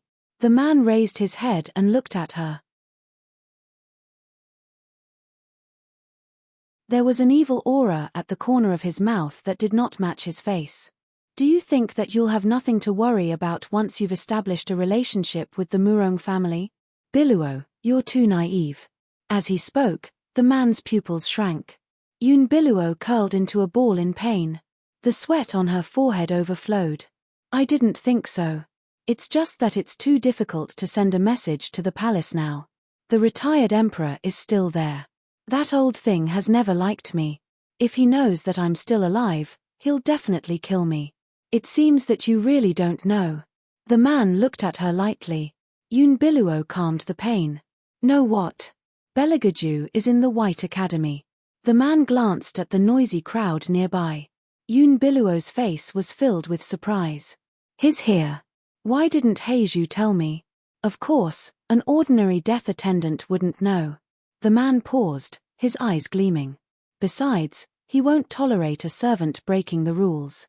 "If your sister doesn't show up tonight, she's probably dead." As he spoke, the man looked at Yoon Biluo. "Contact him directly. You know better than me what to do. Today, all the students from each courtyard will gather in the courtyard. You'll see him then." As he spoke, the man held up the umbrella again. He straightened his back and stood in a standard posture. His smile covered all the danger just now as he walked into the heavy rain. Yoon Biluo suppressed the excitement from the bottom of her heart. Even her fingers were trembling. She was finally going to see him. His Highness. Yoon Biluo walked forward. She believed that as long as she explained what happened back then, His Highness would definitely forgive her. Of course, even if he didn't forgive her, it was still understandable. After all, if it wasn't for her, the fire wouldn't have started. It was very likely that he would ignore her because of what happened back then. All these were within Yoon Biluo's expectations. She didn't care about any setbacks. But she was really frightened by His Highness at that time. It was as if he had seen the soul snatcher emissary from hell. His glowing eyes, coupled with the blood on his face, made him look a little inhuman. Her first reaction was to run away. But now she regretted it. She had been with His Highness for so many years. Her food and clothes were much better than the rest of the maids. He had never let her suffer, although he was still young at that time. But she didn't know what went wrong that made him realize that she was hostile to the other maids. He didn't do anything to her, so naturally he wouldn't do anything to her. Because everyone knew that the royal family doted on her the most back then. But he refused to let her touch him. This was the most unbearable thing for Yoon Biluo. It was as if she had never walked close to him even though they were so close. So she started to feel unsatisfied. She was older than him and knew more than him. She was unwilling to wait for so many years and then watch him take a concubine. So when the 4 great families came to her, she agreed. She never thought that the medicine would contain the cultivation dissipation powder. She never thought of harming him. She just wanted him too much.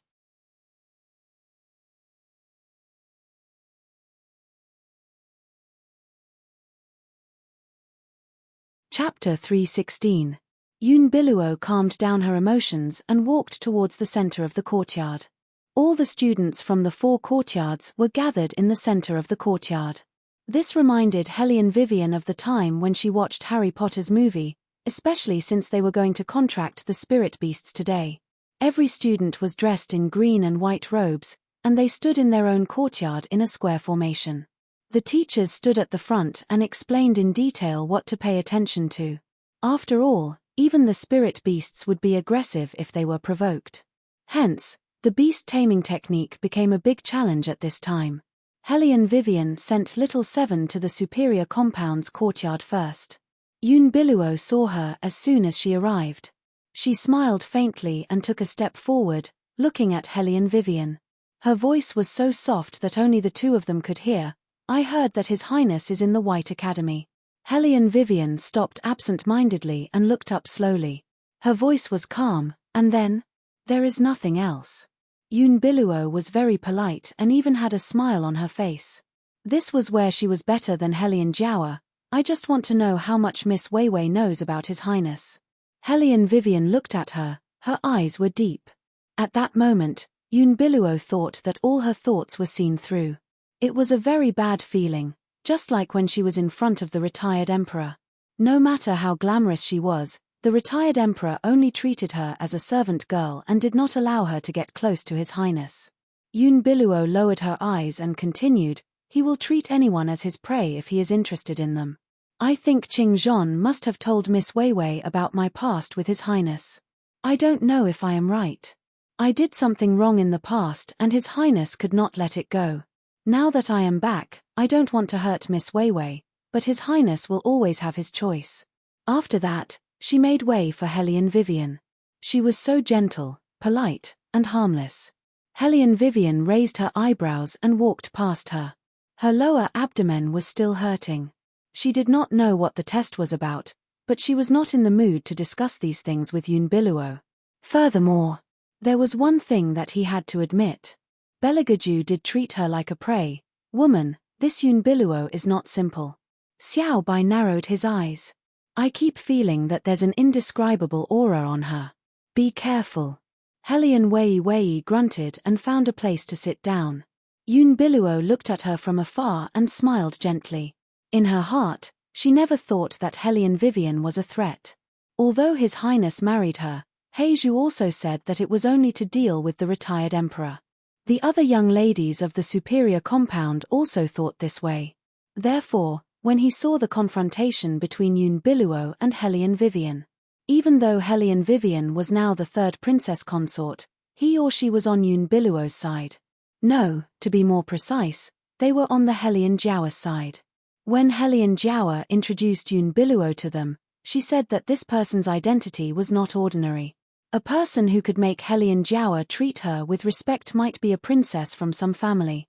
Compared to Hellion Vivian, the 3rd princess consort who could be kicked out at any time, of course, the words "not ordinary" were more useful to them.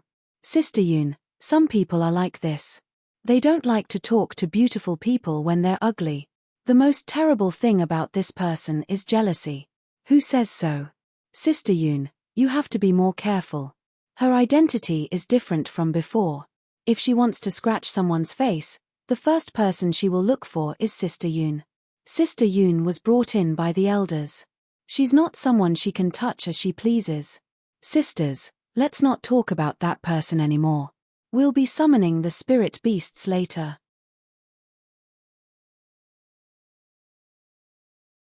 "Are you ready?" "Of course, but they won't be as powerful as those summoned by Sister Yoon. Let's wait and see how Sister Yoon will amaze everyone later." "Yes, I think so too. The stronger one's martial chi is, the more powerful the spirit beasts they can summon. Those blast beasts bought in the market are no longer surprising. This time, I really hope to see a divine beast like the fire Chileen." "A divine beast like the fire Chileen? Impossible. The fire Chileen is an ancient divine beast. No one can summon an ancient divine beast." "That's not necessarily true. Maybe Sister Yoon can do it." Sister Yoon is not only good at martial chi, but she can also practice martial arts. Besides, She has the experience of summoning a divine beast before. She's different from some people. Of course, they knew who the some people were referring to. Although they could no longer mock Hellion Vivian as they used to, they knew that even if she won the martial chi competition, she had never learned how to summon a divine beast since she was young. In addition, she did not have any martial chi flowing out of her body. The result was very likely to be the same as when she tapped on the crystal ball. There was no movement at all. Hellion Vivian naturally knew what they meant. Her thin lips curled into a smile.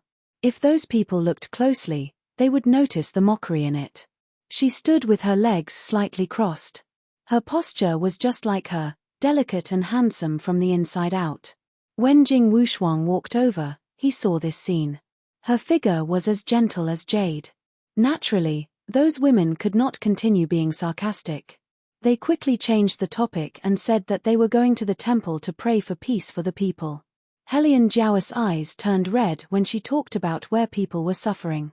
The daughter of the Liang family held her hand and looked distressed.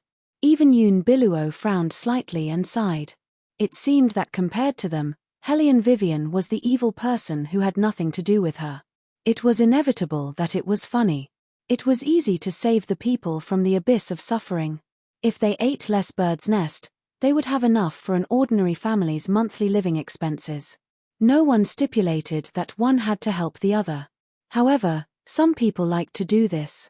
Who did not like to say things that made them look kind-hearted? The main reason was that Jing Wushuang's charm was there for all to see. He was indeed the peerless young master. Just by standing there, he was like a flower and a body tree. He was so charming. Many women were blushing. He just walked over and smiled gently at Hellion Vivian. You didn't even attend the first class. The teacher called your name and said that he would teach you a lesson after seeing you. But, where have you been? Why are you so late? Hellion Vivian was about to speak. A familiar cold voice came from behind. I also want to know where my sugar daddy went.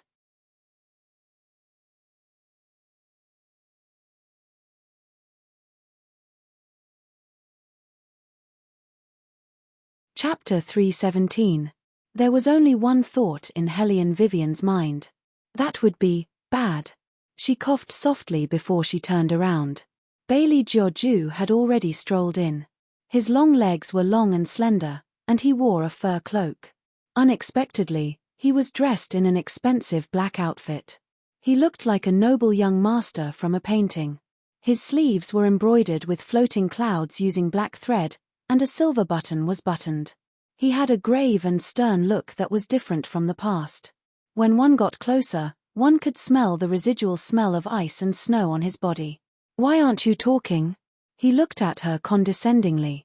The corners of his mouth were slightly raised, but there was an indescribable coldness in it. Who would have thought that the person who was as cold as an ice sculpture a moment ago would bend down in the next second as if there was no one around? His voice slid past her ears. Do you want me to deal with you now or later? Hellion Vivian looked up at the man who stood up straight. His cloak was facing the golden morning light. It was cold and domineering, awe-inspiring and noble.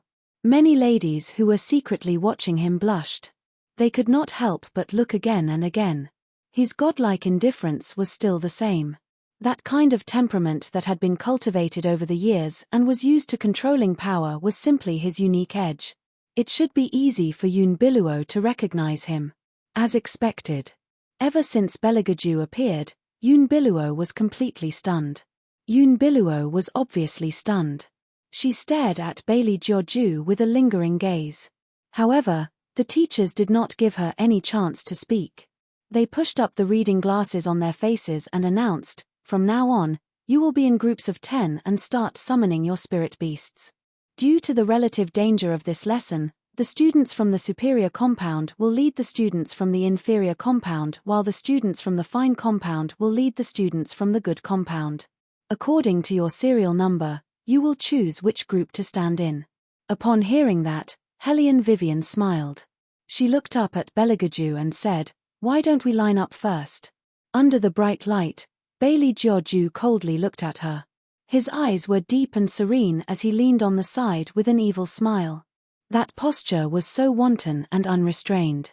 It was unknown whether it was a coincidence or not, but all the trees started to sway. "Come with me," he said in a domineering tone that he had been used to for many years. She didn't like this feeling very much. That kind of indescribable pressure and urgency made her feel very uncomfortable. Most importantly, she hated being threatened.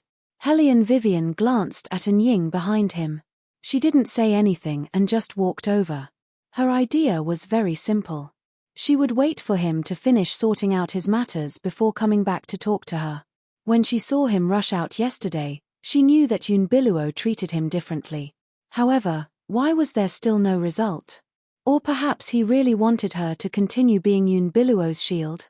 Hellion Vivian narrowed her eyes and smiled coldly. The pain in her lower abdomen also made her less patient than usual. However, there was one thing she would never do. She would never be anyone's shield. Collaboration was one thing, but asking her to take a bullet for someone else? That's impossible. Hellion Vivian walked forward without any intention of stopping.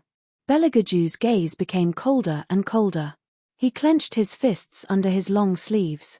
The coldness in his eyes made even the teacher's scalp tingle when he walked over. The only one who dared to look at him directly was Jing Wushuang. However, he just stood aside with no intention of interfering. He smiled gently. Belagaju turned around and looked at the teacher. The teacher thought that the student in front of him would strangle him to death in the next moment. Unexpectedly, Belagaju turned around and stood at his position according to the serial number. His eyes darkened as if he saw someone. Yunbiluo looked at Belagaju from afar through the crowd. She took a deep breath. Nothing could be rushed. Moreover, she could not ruin the master's plan. There was a bug in her body. Once she angered that man, she would only end up dead. Anyway, the master had said that as long as she could return to His Highness, he would remove the bug for her. She had to bear with it as long as she could kill 2 birds with 1 stone. Yunbiluo's eyes darkened and formed a circle with the people around her. On the other side, Belagaju and the little 7th prince formed a team from afar. The other people from the superior compound were always hostile to Belagaju, but they did not dare to provoke him. The little 7th prince was different. The little 7th prince was very excited. The way he expressed his excitement was very unique. His small body stood straight, and his expression was very serious. When the people at the side saw this, their faces were filled with shock. One had to know that their little senior brother was not usually like this. The little 7th prince did not care about the others, not even the teacher's explanation. He moved to Belagaju's side with his 2 thick legs. He lowered his black hair and said in a voice that only the 2 of them could hear, "Third brother, do you have any jerky with you? I'm hungry." "No." Belagaju's voice sounded colder than usual. The little 7th prince sensed danger and his eyebrows twitched. He was about to withdraw his short legs. "You go and change your sister-in-law to this team," Belagaju ordered in an indifferent voice. The little 7th prince looked at the team in the distance and then at his third brother's cold face. He bit his thumb and said, "Not this time." Belagaju raised his good-looking eyebrows. The little 7th prince put on a fierce face and whispered in Belagaju's ear, "The dean said that we have to follow the rules. Otherwise, the battle spirit forces will not give us the bonus. I'm in the same team with my 3rd sister-in-law. I'm going to summon a big guy later." Battle spirit forces? Belagaju seemed to have thought of something. The coldness in his eyes faded a little. "You went to the Battle Spirit Forces camp yesterday?" The little one nodded and told the story unhappily. "Yes, it was underground. I fell into the water, but there was not a single fish in the water. Fortunately, 3rd sister-in-law saved me. Otherwise, I would have starved to death in the water. Shadow, it was indeed very cruel, but shouldn't one drown first after falling into the water?" After listening to his little brother's explanation, Belagaju's face did not change at all. It was as if it was a matter of course.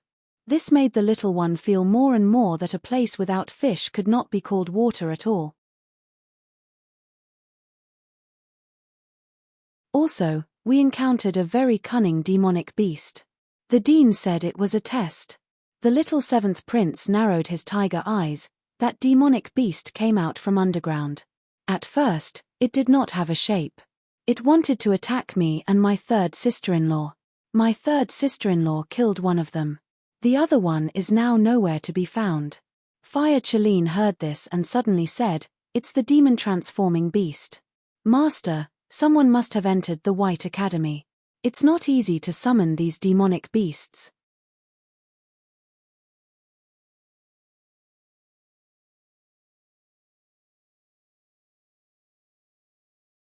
Chapter 3:18. Demon-transforming beast. Beligaju narrowed his eyes. When he heard the name again, there was an obvious coldness in his eyes that was not there before. Of course, Fire Chalene knew what he was thinking. Demon-transforming beast was different from other evil beasts. This kind of evil beast had more complicated thoughts than human beings. It could create illusions and get into human bodies to control them. Back then, the Empress was controlled by demon-transforming beast. That was why Beligaju was treated so harshly. Of course, it was also related to the fact that the Empress disliked Beligaju since he was young. When she was pregnant with Beligaju, the Emperor started to be obsessed with women. She thought it was the child in her belly that delayed him. No matter how the people around her advised her to give birth to a prince so that she could have glory in the future, her resentment toward Beligaju did not subside. However, the Empress did not say that she did not want this child. She thought she could use this child to win the Emperor's heart back. However, what the Empress did not expect was that the Emperor did not change his mind. Instead, he spent more and more time with Murong. Therefore, the Empress did not take Beligaju seriously.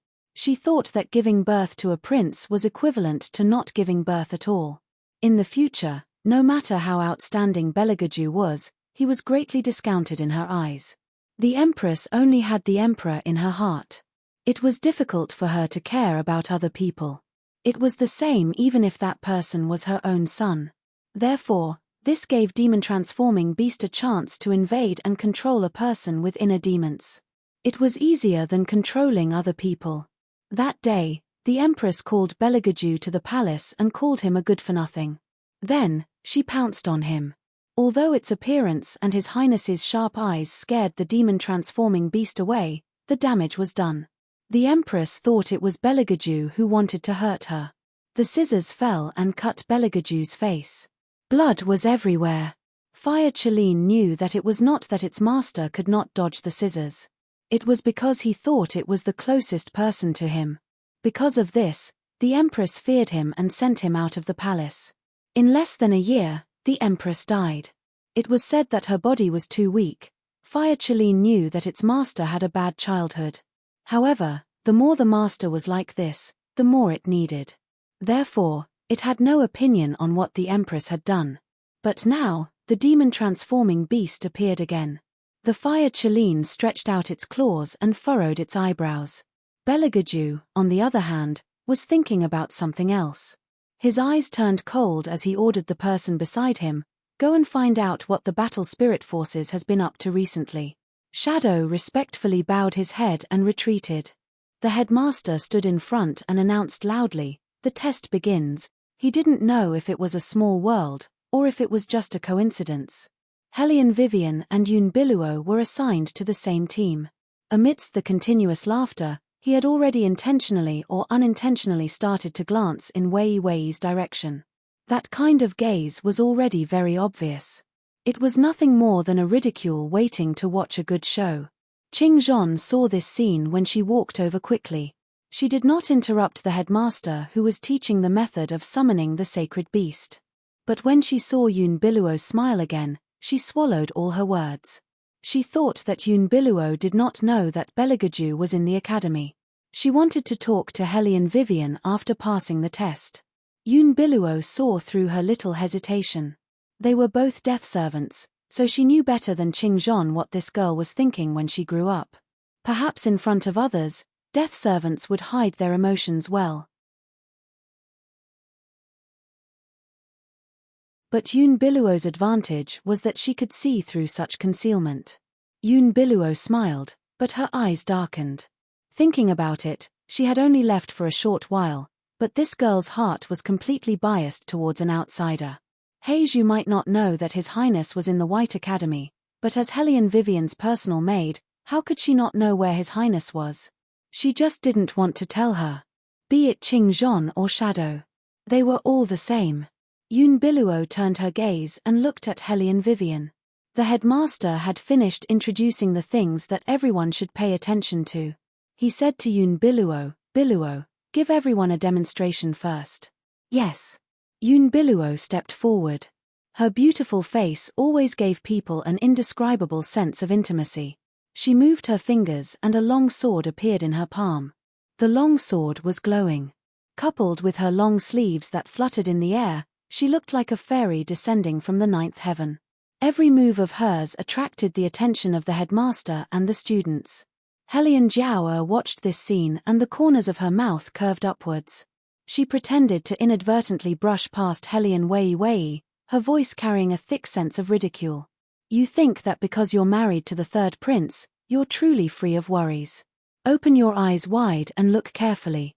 That's the person that the third prince likes. The third prince married you to deal with the retired emperor, and to use you as her substitute. But look at yourself, you don't have the looks, and the only thing you know is martial arts. The third prince hasn't seen Miss Yun yet, but if he does, what do you think you are? You don't even deserve to carry her shoes." After she finished speaking, she wanted to see Hellion Vivian lose her wits. Unexpectedly, that person just sneered and looked back at her. Her thin lips slowly spat out a word, "Get lost." Hellion Jiao's face turned completely ugly. Her fingers made creaking sounds, and she looked at Hellion Vivian with a pair of poisonous eyes.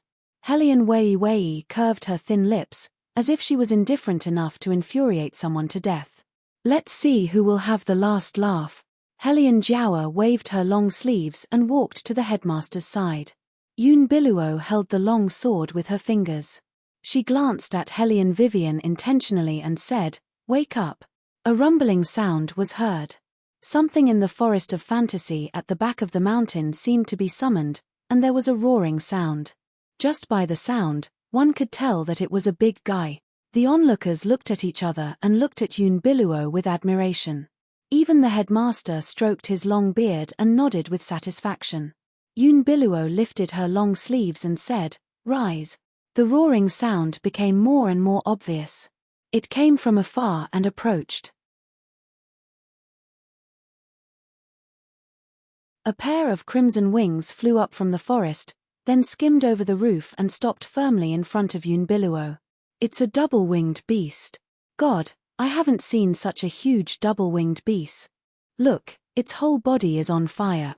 It's amazing." The students were excited, but the headmaster stopped them all. "You can go after it's tamed." It was not easy to tame such a huge double-winged beast.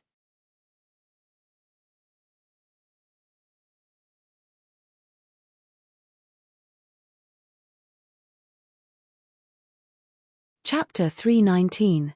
However, Yun Biluo did not seem to care about this. She cut her finger as she waved her long sword. The blood splashed onto the double-winged beast's face. Then, she said, "Keep." The crimson eyes of the double-winged beast gradually dimmed as if it was being controlled by someone. Its movements became gentler, but its eyes made people feel uncomfortable. However, the bystanders could not see this scene at all. Every student was excited to be able to summon such a huge double-winged beast. Seeing that the double-winged beast had quietened down, everyone ran over and surrounded the double-winged beast, looking left and right. It was their first time observing a spirit beast that was summoned directly from the forest of fantasy at such a close distance. They chatted excitedly. Yun Biluo retracted her hand and stood in front of the double-winged beast. She smiled gently at the crowd, looking very gentle and beautiful. Qing Zhon's face turned pale in an instant. Not because of anything else. It was because His Highness was looking at them too. Hellion Jiao was happier than anyone else at this moment because she had not tasted the feeling of stepping on that little bitch for a long time. This was definitely a good opportunity. With a pair of sinister eyes, she was only thinking of letting the third prince know that Yun Biluo was back as soon as possible through this test. That way, she could avoid the misfortune of marrying Huayan after this semester. Because by then, Yoon Biluo would definitely listen to their arrangement and help her to plead with the third prince. As long as she could get out of this, she could regroup and climb up again. She would not give up. Since young, she was much better than that little bitch. Why should she be the one to marry into the palace? Helian Jiawa narrowed her eyes. She would like to see how she, the third princess consort, would lose to a foreign freshman. Princess consort. Qingzhon retracted her gaze and held Helian Vivian's hand worriedly. Her body was half tilted, as if she wanted to block Belegaju's sight. Helian Vivian glanced at her. Qingzhon, even if you cover it like this, he will see it sooner or later if he wants to. It's useless, move away. Qingzhon looked at Helian Vivian's indifferent eyes. She lowered her arm and stood aside. She lowered her eyes and said, yes. Across the crowd. Yoon Biluo finally met Belegaju's gaze. Looking at the man's slightly furrowed brows, she smiled. She knew that His Highness had never forgotten her. As expected. Yoon Biluo lowered her eyes, and there was more affection in them. Helian Vivian watched this scene. The pain in his lower abdomen never stopped. But it didn't affect her expression. Come to think of it, other than the fact that Belegaju chose her because she was interesting, perhaps the rest was to make use of her. This was how it should be. People who approached her always had ulterior motives. In this world, she was an orphan with no power or influence. What was the purpose of a prince marrying her? Just like this body, she used to like Murong Changfeng so much. In order to attract his attention, she even went to the East House to ask for money from Madame Su. She also picked up Helian Jiawa's clothes to wear. Since everyone liked Helian Jiawa and he looked at Helian Jiawa with a gentle gaze, would he not hate her so much if she wore Helian Jiawa's clothes? Only she knew how much complaints and disdain she had to endure in order to wear the clothes she wore. She didn't have a mother, and she didn't have a maid to order around. All her efforts were just to bring back the childhood Murong Changfeng. However, every time, she only got his disgust. And the laughter of those young masters and the sarcasm of those young ladies. What was Murong Changfeng doing at that time? He was watching coldly from the sidelines. He would even be worse than those people, and give her a hard time, because she was no longer useful, because she was no longer the superior successor of the Helian family, because she had no power behind her. Here, family background was very important.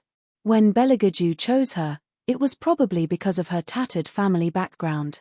He waited until this step, when there was no other power involved, and he could divorce her as he wished.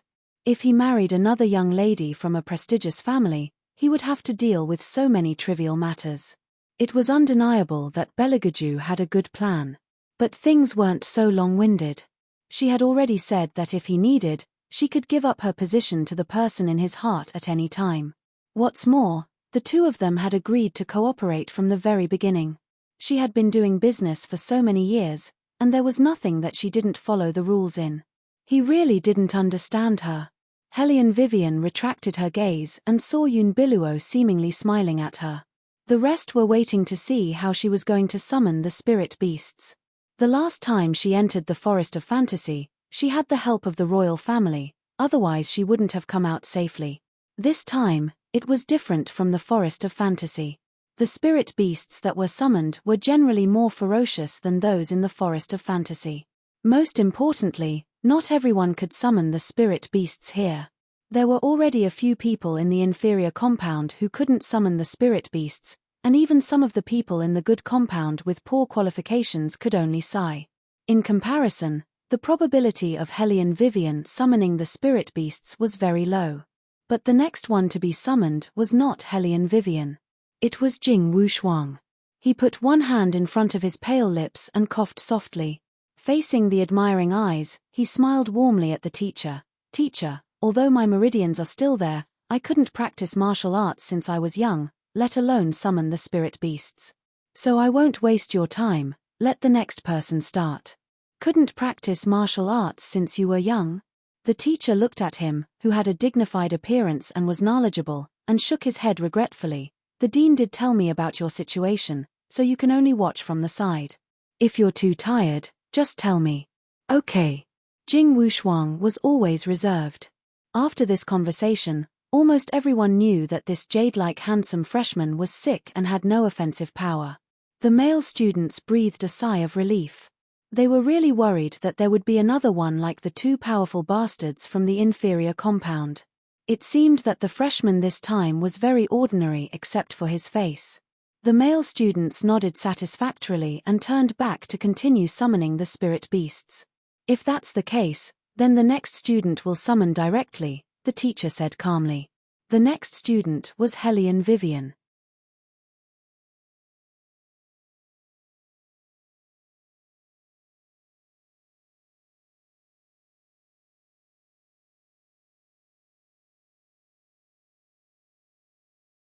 Chapter 320. What kind of mythical beast do you think she will summon? At most, it will be a small storm beast. I doubt if she can summon one. Hellion Vivian ignored their comments and nodded at the teacher. The teacher reached out and opened the enchantment. Hellion Vivian stood against the light, her black eyes reflecting a thin ray of light. Yuan Ming smiled evilly and glanced at Little White, who was also smiling. Hellion Vivian moved her hand and the air around her was surrounded by an invisible airflow. At this time, people had not seen this strange phenomenon. They only saw Hellion Vivian standing there motionlessly, which made them want to mock her even more. Who knew that at this time, Hellion Vivian opened her 5 fingers and her long sleeves fluttered in the air. Her voice was clear and deafening. Come out. 5 words. It did not seem like a spell that should be used for summoning. But it caused the earth to shake. Everyone had not realized what had happened. They only heard a rumbling sound. The ground under Hellion Vivian's feet cracked, and the hot air behind her created huge sparks. They bloomed little by little and then faded little by little. It was very unusual. However, the dark underground began to stir. It was because he smelled a beautiful fragrance. What a fragrant soul! Under the black cloak, the pale lips curved into a sinister smile. Saliva dripped from the tip of the scarlet tongue and fell to the ground drop by drop. Bailey Jiaoju, who was standing in the distance, suddenly narrowed his eyes. His handsome side profile carried a frosty expression like ice. Master. Fire Cheline also noticed the strange smell in the air. It turned sideways and flew out with Beligaju. The rest were the students who did not know what was going on. After all, there was no follow-up after such a big commotion. So basically, they just looked at each other and muttered, all bark and no bite. Hellion Vivian was still standing in the middle of the rising clouds. She moved her fingers and her aura was like a rainbow. Her eyes were half closed and she repeated, "Come out." Boom. Another series of violent sounds rang out. What is that? All of a sudden, someone shouted something. The students frowned and couldn't help but look behind her. He instantly sucked in a deep breath. Their eyes slowly narrowed. Slowly, a black silhouette that looked like a long snake appeared faintly among the layers of clouds. Then, it gradually revealed its full appearance. He had the head of a Cheline, the tail of a carp, a long beard, deer-like horns, and 5 mighty claws. That pair of eyes filled with hostility rippled like jade-green waves, sparkling under the light. Standing on the precipice, his feet stepped on the sun, moon, and stars. That was not a snake at all, but a gigantic azure dragon. The azure dragon seemed to have just woken up from a deep sleep. Its body was still bound by a long iron chain. Its eyes were half narrowed as it looked at the crowd under its feet. Its eyes were filled with anger. Why did it come out? Little White's cold voice carried a worried tone. Woman, why did you summon it? Hellion Vivian was more innocent than it. I didn't just say it out loud. Then you're finished. It hates humans the most. After Little White finished speaking, it added, it's as difficult to deal with as the Fire Cheline. Fire Cheline. Hellion Vivian raised her eyebrows. It's that powerful? A big guy from the ancient times. Don't you think it's powerful? Yuan Ming smiled evilly. Have you heard of the Azure Dragon? It's the Azure Dragon. Hellion Vivian smiled playfully. One of the 4 mythical beasts. Aha! Yuan Ming shrugged. At this time, the students were already dumbfounded. The azure dragon in front of them was so huge. Other than gaping at it, they had forgotten everything else. Helian Jiao's face was almost twisted with jealousy. She clenched her fingers tightly and looked at all this with resentment. The teacher could only stare blankly at the dragon's eyes. He felt that if it opened its mouth at this time, he would be blown away by the huge airflow. What to do? He had never encountered such a situation. When the students were summoning the mythical beasts, they actually woke up the sleeping dragon god in the back mountain. How could this end? The great masters who taught at the White Academy all knew that there was a huge Miao lake behind the mountain.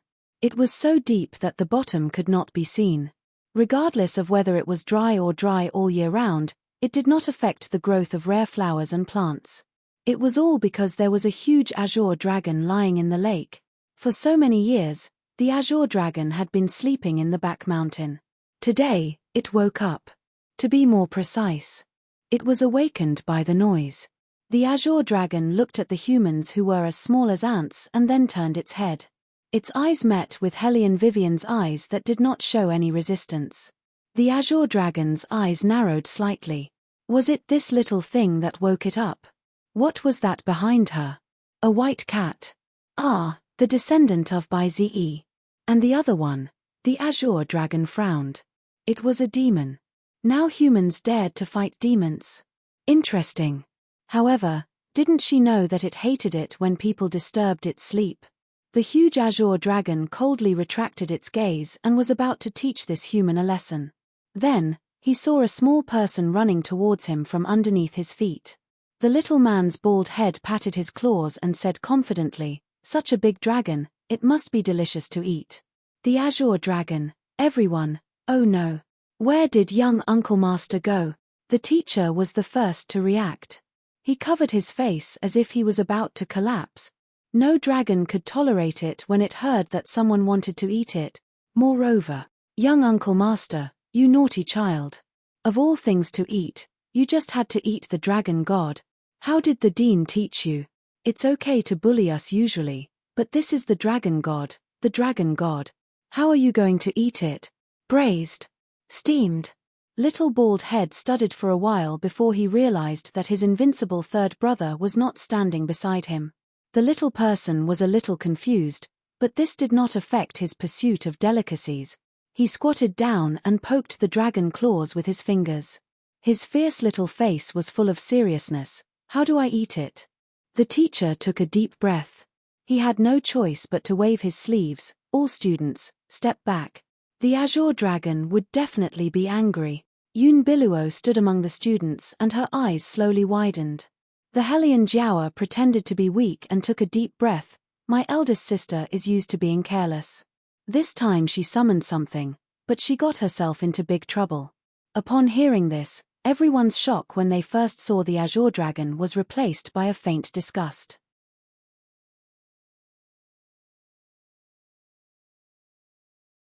Speaking of which, Helian Vivian did not even know how to recite spells. She probably did not have the ability to tame the azure dragon. However, the little seventh prince was probably in danger. No one dared to touch the dragon god's claws.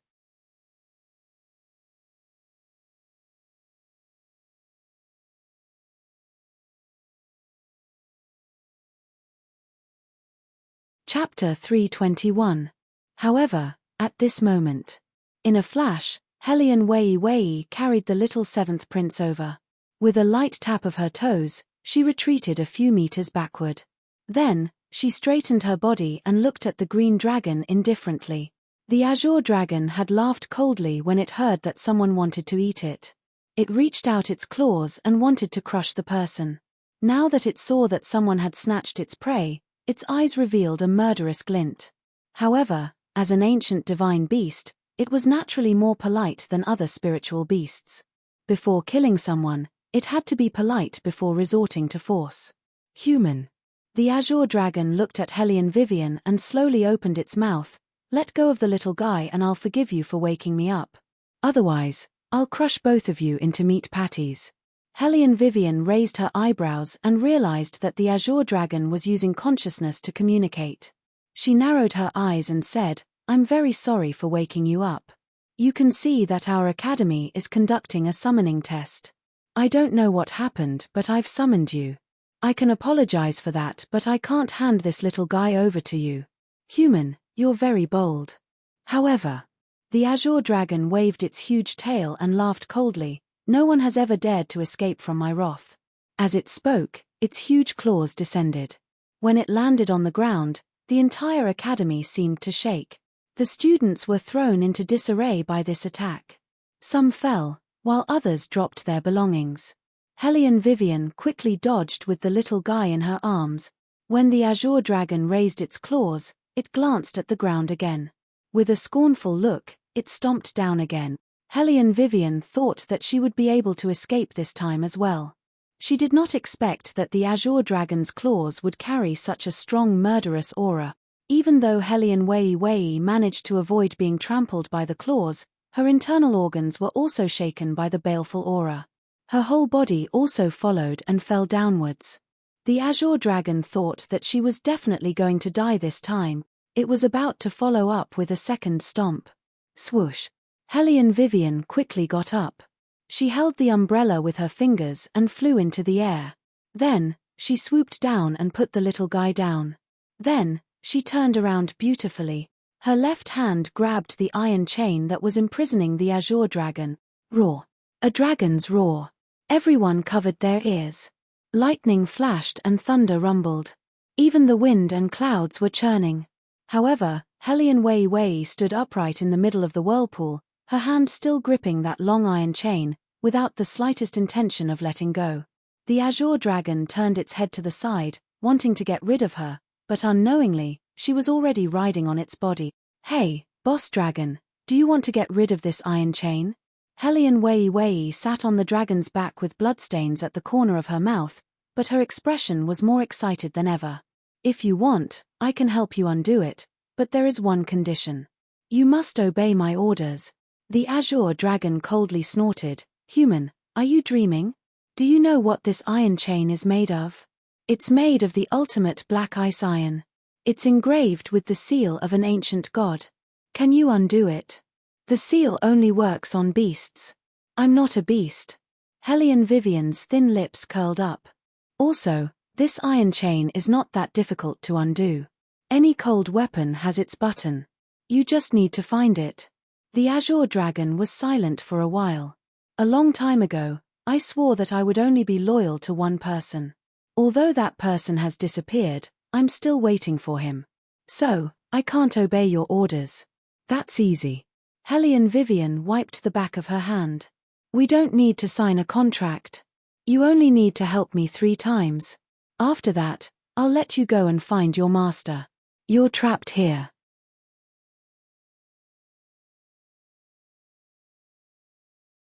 "Even if your master shows up, you won't know. Why don't you cooperate with me?" The azure dragon narrowed his eyes and tossed about in the clouds. "Can you really undo the mysterious ice iron chain?" "Yes." Hellion Wei lowered her eyes and looked at the iron chain in her palm.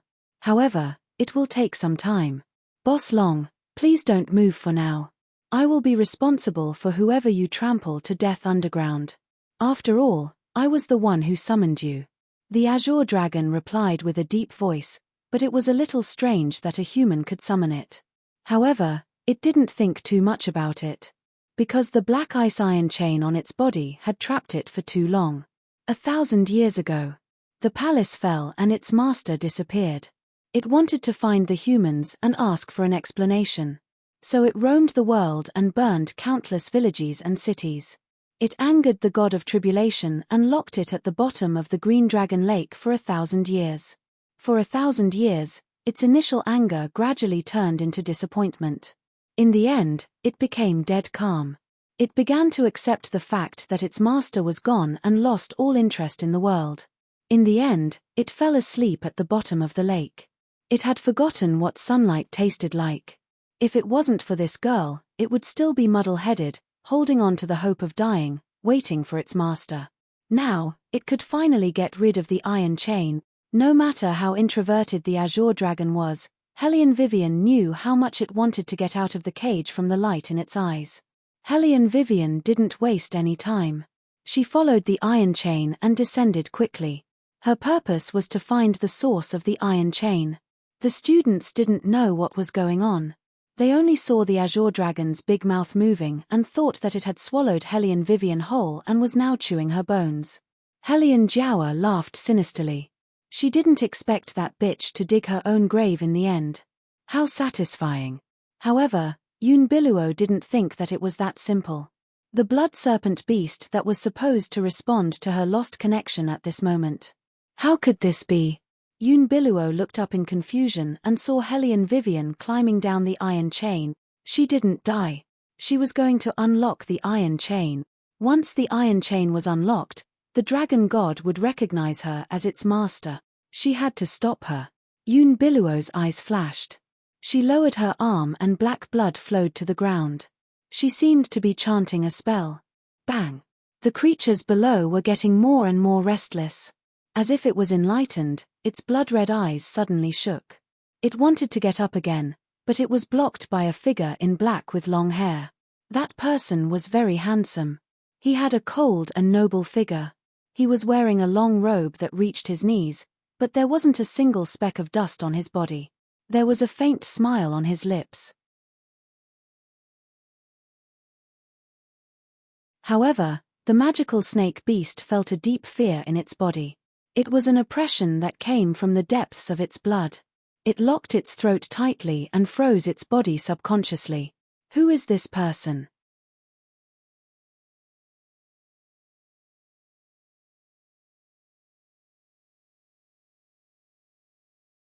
Chapter 322. As for the blood snake's reaction, the fire Cheline didn't think much of it. Its respected master was always elegant and lofty, and he didn't make a move easily. But as long as he made a move, a simple raise of his eyebrows was enough to make all beasts tremble. However, the other party didn't seem to understand this. They even showed off their disgusting, sharp, poisonous fangs. The fire Cheline had never liked snakes. These cold and gloomy beasts were its natural enemy. The blood snake didn't see the fire Cheline because Beligaju hadn't released it yet. The blood serpent gradually recovered from its shock and started hissing. Its eyes, which symbolized evil and greed, narrowed into slits. It was ready to bite the neck of the man in front of it at any moment. Beligaju held the wings of the night god with one hand and said coldly, "Were you the one who emitted the disgusting smell?" Drip. Another drop of black blood fell on the snake's head. "It's me. Ha ha ha, I didn't expect a human to be able to detect my presence. But it doesn't matter because you're going to die soon." As it spoke, the blood snake's pupils constricted and it pounced toward Bailey Jiaoju. However, Bailey Jiaoju just stood there and didn't even move. The fox fur cloak draped over his body didn't have the slightest trace of blemish. Every strand of lustrous fur was blown by the wind and not the slightest bit messed up. The blood snake opened its mouth, but before it could bite down, it was flung a few meters away by Lu Xian's hand. "Stupid," he said coldly. As the man approached, the blood snake felt an unprecedented sense of danger. It shook its gigantic head twice, then slyly swung its tail, stirring up countless dust and gravel. Beligaju narrowed his eyes and walked in the middle of the gravel. His fingers were wrapped in black gloves and hung casually by his sides. "TSK, TSK, TSK. You don't understand." Amidst the pervading dust, Bailey Jiaoju's pair of eyes revealed a faint cold light. The smile at the corner of his mouth became evil and bloodthirsty. When the blood snake saw this, it ran even faster. After all, it had never seen a human walk out of the flying rubble. Beligaju opened his mouth and bit off the glove on his hand. On his wrist, there were black tattoos that looked like vines. That familiar brand caused the blood snake's expression to change completely. It no longer cared about anything else and charged into the sky. Hellion Vivian was still holding on to the long chain, leaning forward to climb down. She didn't expect that a 7-foot-long python would suddenly jump out from behind her. After seeing her, it was as if he had seen some fresh food. It opened its bloody mouth wide and wanted to swallow her whole. She had no time to care about it and was about to dodge. Then, He heard the sound of splashing water. It was unknown whose martial chi was so strong that it had a concrete shape. It was like a tall mirror wall that slapped the giant python onto the surface of the river. After a burst of silver light, the giant python that had been baring its fangs and brandishing its claws suddenly lost all of its hostility. Like a stray dog, it only had the remnants of its breath left. Its mouth moved as if it was calling someone. However, it didn't get a response. Hellion Vivian was stunned. Before she could figure out what had happened, she saw a man holding the wings of death with one hand. He was dressed in a noble robe and his waist-length hair was like splashed ink in the night. Green Dragon Lake was covered in a rain of blood. After the silver light, she couldn't see Belagaju's actions clearly. The giant python's mournful wail reached the sky. In the blink of an eye, the giant python fell from the surface of the lake to the ground, shaking the White Academy for a while. Separated by clouds and mist, the students of the White Academy didn't know what had happened. Belagaju sheathed his sword.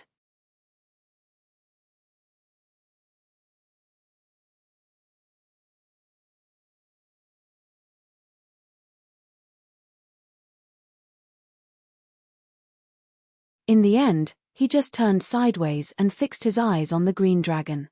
Hellion Jiawa noticed his gaze and the jealousy in her heart grew stronger. She was just an ugly woman with dark skin.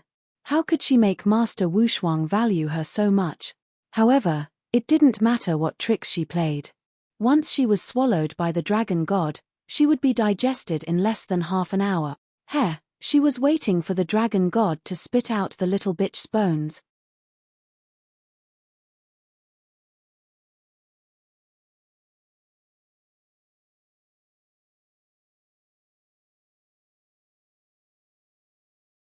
Chapter 323. However, at this moment, Hellion Vivian had already found the source of the iron chain. She did not ask why Belagaju was here. She held the hair ornament in her mouth. Her long hair was dripping wet with water. The wind was blowing around the lake, bringing with it a bone-chilling chill. The mysterious ice iron chain was especially cold to the touch. An ordinary person would have been frozen to death. Hellion Vivian's eyes were still shining. It was not because she was in good health. On the contrary, she was having her period, which made her very uncomfortable. However, she had to fulfill her promise to the Azure Dragon. Hellion Vivian looked at the iron chain left and right. There was coldness in her eyes. "Woman, use your martial chi," Yuan Ming suddenly said, "otherwise, you will not be able to open this mysterious ice iron chain." Hellion Vivian nodded. Her fingers moved slightly and her long sleeves fluttered. Her voice was very penetrating. "With my command, I call upon the wind and clouds of the world." Swoosh! The surrounding clouds and mist seemed to have sensed something and completely dispersed. The temperature of the mysterious ice iron chain began to change. Hellion Vivian took advantage of this little time to move her hair ornament. Catcher, catcher, catcher, catcher. Then, there was a clatter. The iron chain was opened. It fell heavily into the Green Dragon Lake, along with the blood from Hellion Vivian's cut finger. With a ticking sound, the entire Green Dragon Lake was shaken. Thump, thump. Faintly, it sounded like someone's heartbeat was revived. The entire White Academy students did not know what had happened. Hearing this unusual sound, they all raised their heads and looked towards the sky. They saw that the Azure Dragon's eyes suddenly shook. Green light filled its eyes, with a domineering aura that broke through the 9 heavens.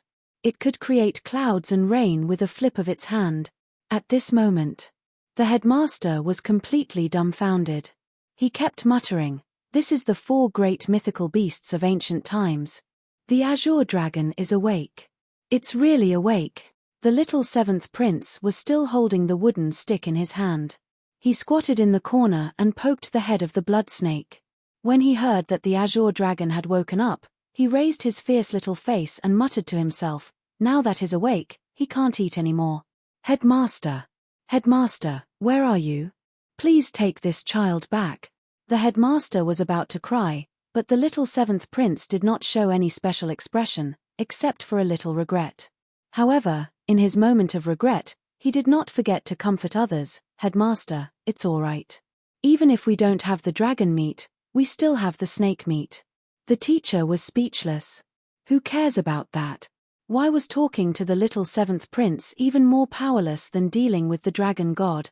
The little seventh prince looked at the headmaster for a while with a puzzled expression. He did not understand why his third brother was still not bringing third sister-in-law out.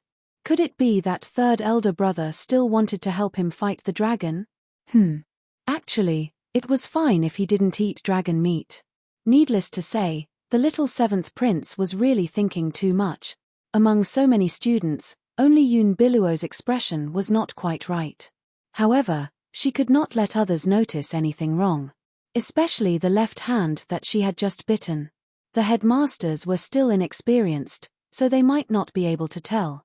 However, if Tu Su Feng came, he would know that the appearance of the blood demon snake here was very strange. In fact, she could not rely on her ability to make the blood demon snake work for her. Most importantly, there was another person here. Yoon Biluo lowered her eyes. When she raised her head again, she saw the azure dragon in the clouds, which was no longer bound by the mysterious ice iron chain.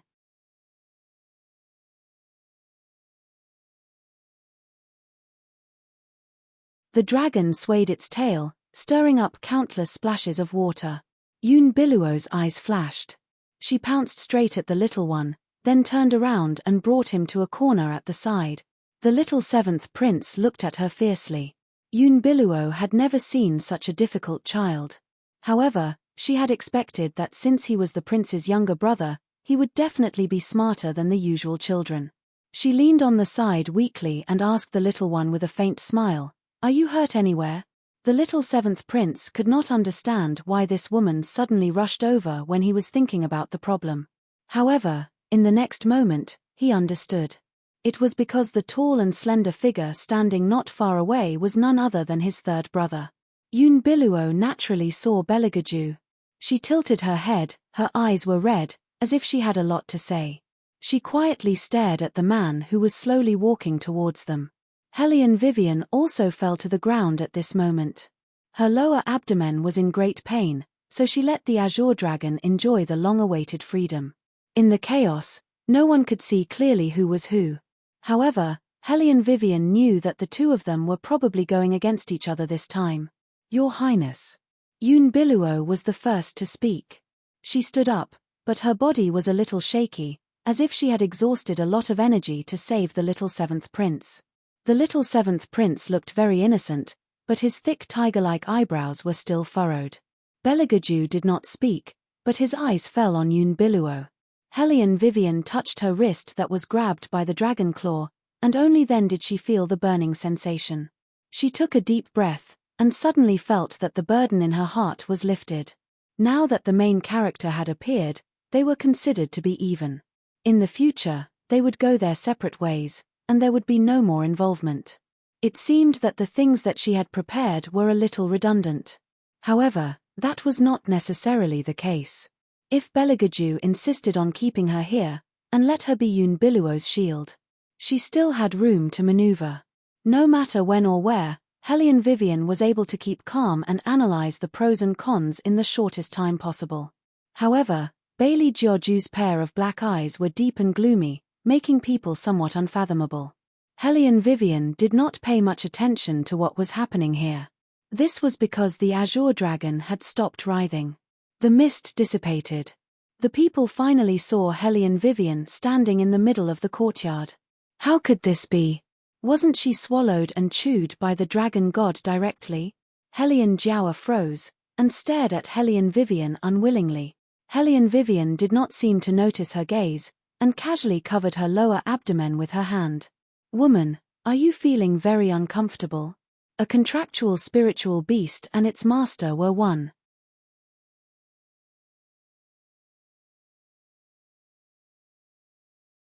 Little White knew Hellion Vivian's body better than anyone else. Hellion Vivian was indeed uncomfortable. This body had not been properly nourished, and the mysterious ice iron had taken away all the heat in her body. Now, her lower abdomen was almost suffocating to the extreme. Therefore, she did not bother with Hellion Jiao. However, Hellion Jiao was never one to give up. She reached out and held Yoon Biluo, then lowered her voice and criticized, "Elder sister, if you don't have the ability, don't provoke the dragon god. Now that Sister Yoon is injured while saving the seventh prince, many of us don't know what to do because of the appearance of the dragon god."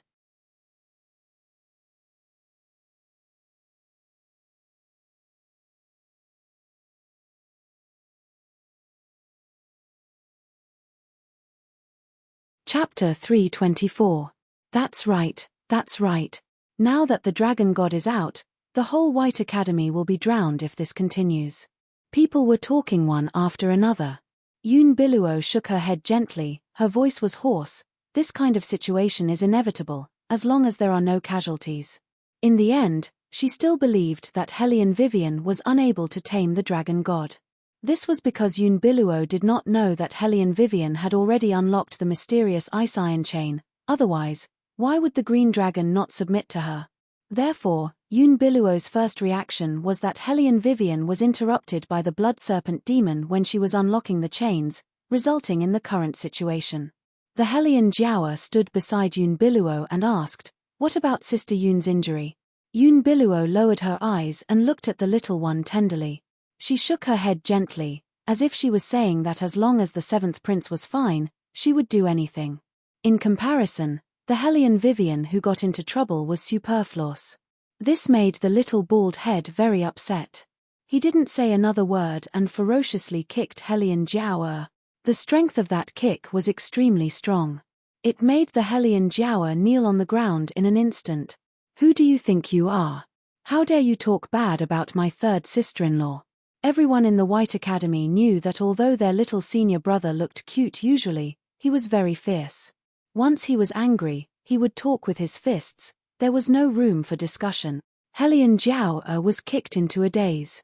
Following that, a pair of beautiful eyes brimmed with tears. That appearance appeared to be extremely aggrieved. "Seventh Prince, did you misunderstand what I just said?" What misunderstanding?" The little one sneered. At such a young age, he had a presence that was hard to ignore. "The one who saved me was third sister-in-law. When the dragon came out just now, none of you dared to come over. If it wasn't for third sister-in-law, I would have been killed by its claws. What does it have to do with this woman?" As he spoke, the little one pointed at Yoon Biluo. Yoon Biluo was extremely tired, as if she was thinking for the little one. "I'm just worried that Miss Weiwei won't be able to control the green dragon and will hurt the seventh prince." "Unable to control it?" Hellion Vivian smiled faintly. She covered her lower abdomen with one hand and slowly opened her other hand, as if she was preparing something. Her thin lips slightly opened, bringing out a burst of evil charm. "Azure Dragon, come back." It was just a few words, but it made Yoon Biluo's face lose all color. That was because the Azure Dragon flying above the clouds had landed behind Hellion Vivian at a speed visible to the naked eye. That arrogant and cold expression made everyone open their mouths wide in disbelief. God, the dragon god really listened to Hellion Vivian. The teacher could not be any more foolish. He had heard countless versions of the legend of the dragon god when he was still a student in the academy. Later on, he became a teacher in the academy and had a thorough understanding of the dragon god. It would never submit to humans. Even the eminent monks who came looking for it could not subdue it. But today, it actually listened to the command of a little girl. The teacher hurriedly pushed up the glasses hanging on his face, wanting to take a closer look. Hellion Weiwei stood calmly in front of the green dragon. Her green robe fluttered in the wind. Behind her, the clouds rose endlessly, faintly discernible. From that moment on, no one dared to laugh at her.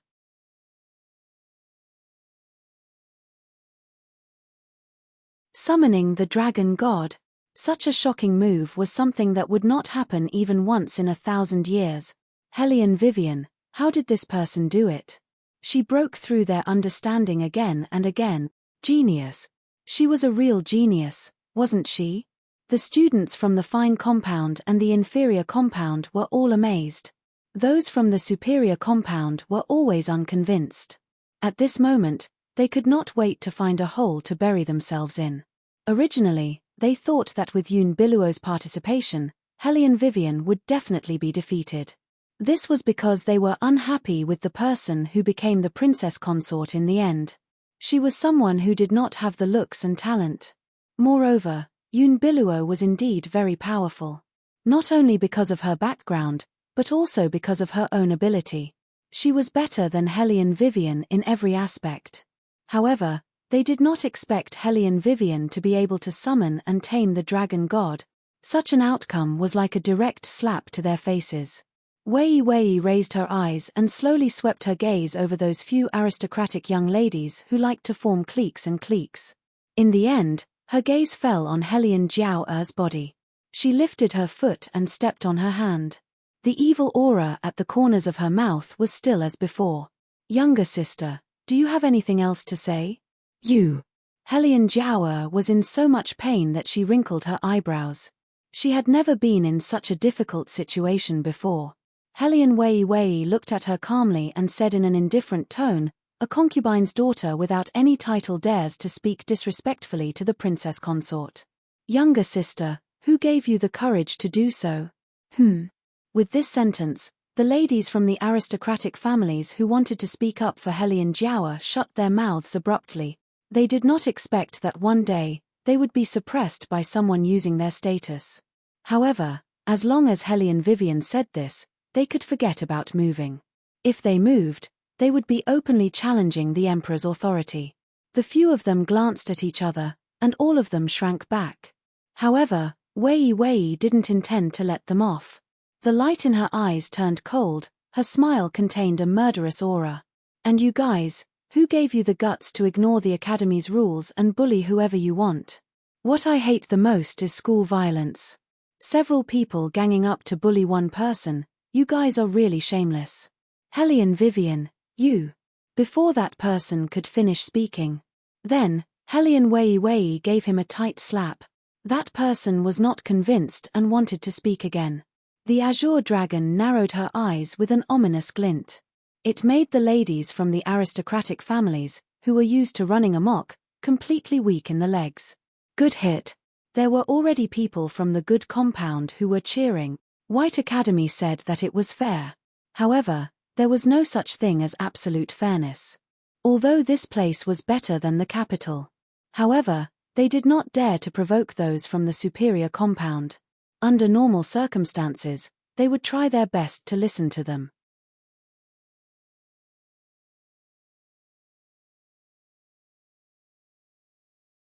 However, as long as those people did not see eye to eye, they would immediately isolate that person.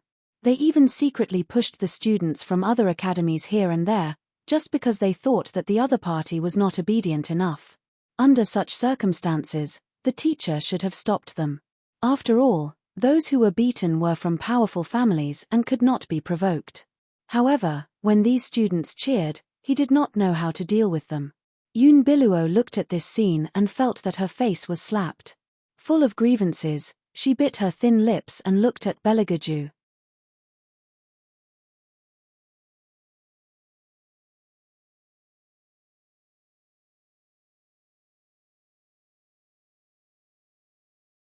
Chapter 325. Hellion Vivian naturally knew what Yoon Biluo wanted to do. She just wanted Bailey Jiaoju to make the decision for her. Hellion Vivian smiled gently. Today, no matter who it was, as long as they spoke up for this group of people, even if it was Beligaju, she would still fight back. Thinking of this, Hellion Vivian raised her head and met Beligaju's indifferent gaze. Her heart tightened a little, but she was smiling. Especially at times like this, she could not back down. When Hellion Vivian was very young, she did a good deed. She picked up a phone and returned it, but she was locked up in the police station in Chinatown as a thief. She was later released. However, the mistress that her father married kept harping on this matter and refused to let it go. She would bring this matter up from time to time, saying that she just wanted to steal. Hellion Vivian tolerated it at that time. She would never forget what kind of feeling it was. Her heart was so empty that it was terrifying. She was injured but still punished. Because at that time, she was so insignificant that she had no right to speak. Now, she had worked so hard for so long, just so that she could one day fight against these forces. Third Prince. Let's see if he dares to speak up for Yoon Biluo. She would fight with him directly, even if he had Fire Cheline behind him and was once her deskmate. No one could bully her. Helian Wei Wei watched as Bailey Jiaoju walked towards her. Her fingers clenched tightly as the corners of her mouth curved into a smile. Her whole body began to emit martial qi, but when she saw the wound on his arm, the sharpness gradually faded. Beligaju also seemed to be angry. The coldness surging from his eyes was thicker than ever. He must have seen his sweetheart being bullied and felt indignant. Helian Vivian lowered her eyes and smiled, but her expression was calmer than ever. Her thoughts were also very clear. She thought for a while and decided that it was better not to fight. Her chances of winning were too slim. Because he was still holding the wings of the night god that she gave him. Of all the things she had made, the wings of the night god was the one with the least flaws and the strongest attack power. If one day Helian Vivian knew that she had to make an enemy out of this man, she should have given Yuan Ming to him, and then turned him gay. Helian Vivian felt a bit of heartache for her martial arts. However, to be honest, Beligaju treated her differently. When she entered the academy, everyone looked down on her. Only the armaments that he thought she could make could be used. He was a little like young Master Tang back then. Helian Vivian didn't say anything, but she still felt grateful. Plus, he had saved her so many times. Just directly terminate the contract. After Helian Vivian made up her mind, she spoke in a voice that only the two of them could hear. Last time, I said that since someone is back, I can give up my position. Back then, we agreed to advance and retreat together. But now, it seems that won't be possible. Since that's the case, why don't we part on good terms? Beligaju's footsteps suddenly stopped. He smiled coldly. Part on good terms? Helian Vivian made a sound of agreement. Suddenly, a loud noise came from underground. Helian Vivian thought that something else would come out. Looking carefully, she found that the loud noise came from the man in front of her. The ground cracked open from under his feet, and the crack was so deep that she couldn't see the bottom. And he just stood there with a smile that wasn't a smile. One hand was in his pocket, and the other was hanging by his side. Apart from the curve of his thin lips, even his eyes couldn't be seen. Everything was covered by his black hair. His smile was very light and very elegant. It seemed to match his usual indifferent attitude. It was just that the fingers hidden under the black gloves were a little white. The surrounding black fog suddenly thickened by a layer. A loud crash sounded. Countless bats flew up from the dense forest. It was like a sign of zombies coming back to life. It was a little scary. Helian Vivian only heard the wind whistling in her ears. The surrounding trees swayed crazily, and even the ground seemed to be shaking. Beligaju didn't seem to notice this. His Adam's apple moved back and forth twice. He was so cold and distant that almost no one dared to approach him. In this world, there were very few people or things that could cause his emotions to fluctuate. But today, she made him a little angry. He had always tolerated her. He had raised so many prey, but he had never been so patient with any prey. But she had always wanted to leave. If it was in the past, such prey would definitely be abandoned by him. But, damn it, his heart actually softened. How ridiculous. Beligaju curved his thin lips. No, he wasn't soft-hearted. How could he be soft-hearted? But why did his chest feel so empty? It was like there was a hole that couldn't be found. He hadn't hunted for so long that he even forgot the rules of hunting. How could a hunter be controlled by a prey? Ha ha! Beligaju laughed in a low voice. A demonic red light appeared in his eyes. A cool breeze blew quietly. He was still standing at the same spot. His posture was elegant, his back was straight, and his head was never lowered. His fingers with black gloves moved slightly. Violent winds and torrential rain swept over. Gradually, the wetness stained his body. Yoon Biluo saw this and paused. She took the umbrella from the maid and wanted to go over. Before she could get close to Beligaju, she was pinned to the spot by the man's cold gaze. That gaze was very similar to the time when he massacred the palace. Yoon Biluo's heart trembled. She bit her thin lips hard, as if she had made up her mind. She called out softly, "Your Highness." Except for Hellion Vivian, no one heard what Yunbiluo said. After all, the wind and rain were too loud, which blocked the hearing. Moreover, Yunbiluo's voice was soft. She lowered her eyes and said in a low voice, "I know you still blame me for what happened back then." Miss Weiwei, as she spoke, Yunbiluo glanced at Hellion Vivian. She wanted to say something but stopped. Hellion Vivian looked indifferent. Especially when her lower abdomen was still hurting, she wanted to solve the matter quickly.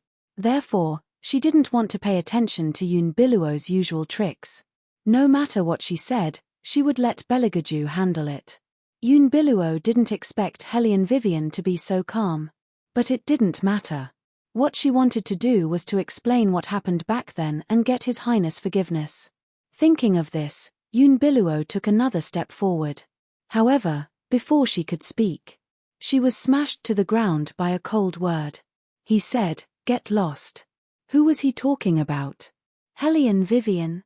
The corners of Yunbiluo's lips curled up.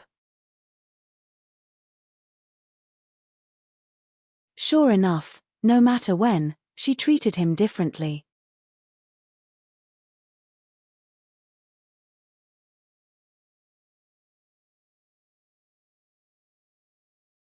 Chapter 326. Hellion Vivian's indifferent lips curved into an arc. She wanted to leave but found that her body seemed to be fixed in place. She could only look at the man beside her in confusion. What was the meaning of this?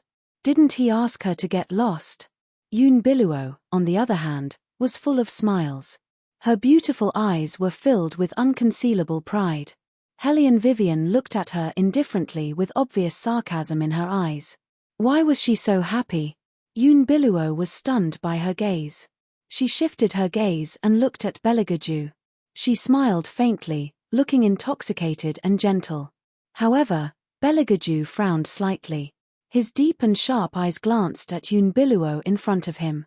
He thought for a while and opened his mouth again. His voice was deep and very pleasant, "Miss Yun."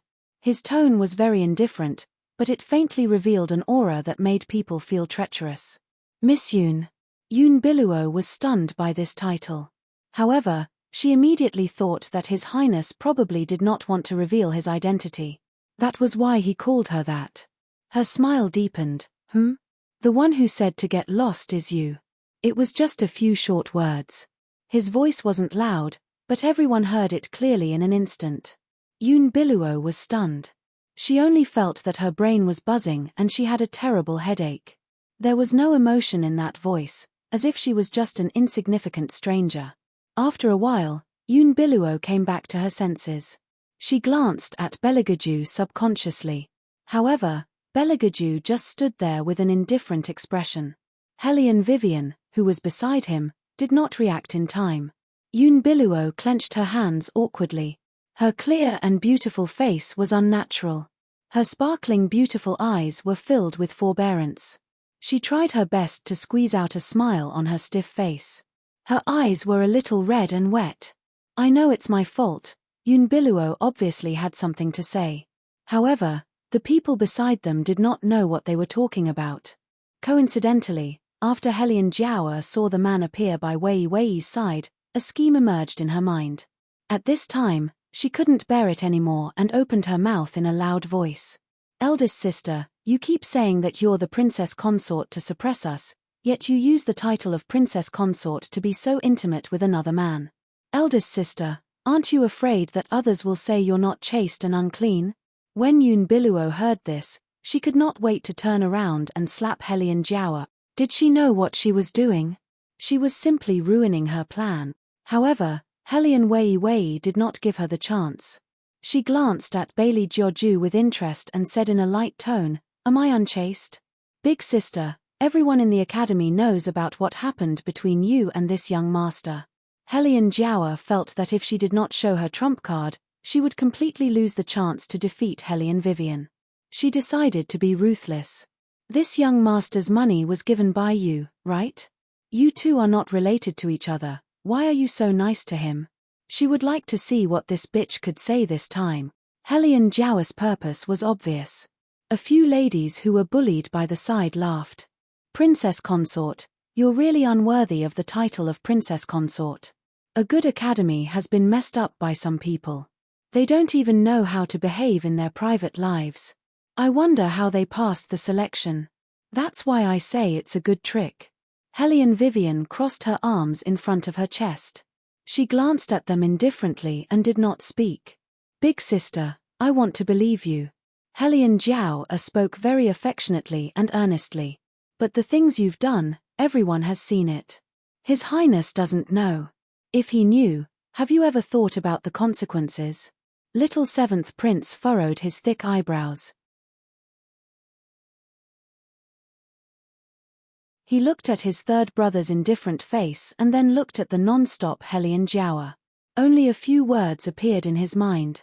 This woman is dead for sure. As expected, Beligaju slowly opened his mouth. His low and deep voice was very magnetic. I don't know what the consequences will be. A face as handsome as a god paired with a devilish smile was reflected in Hellion Jiao's eyes. Even Hellion Jiao couldn't help but become absent-minded. This young master, I understand your difficulties. If you really lack money, my defense division will also help you. But you need to know that the one you're on good terms with is a married woman. Oh.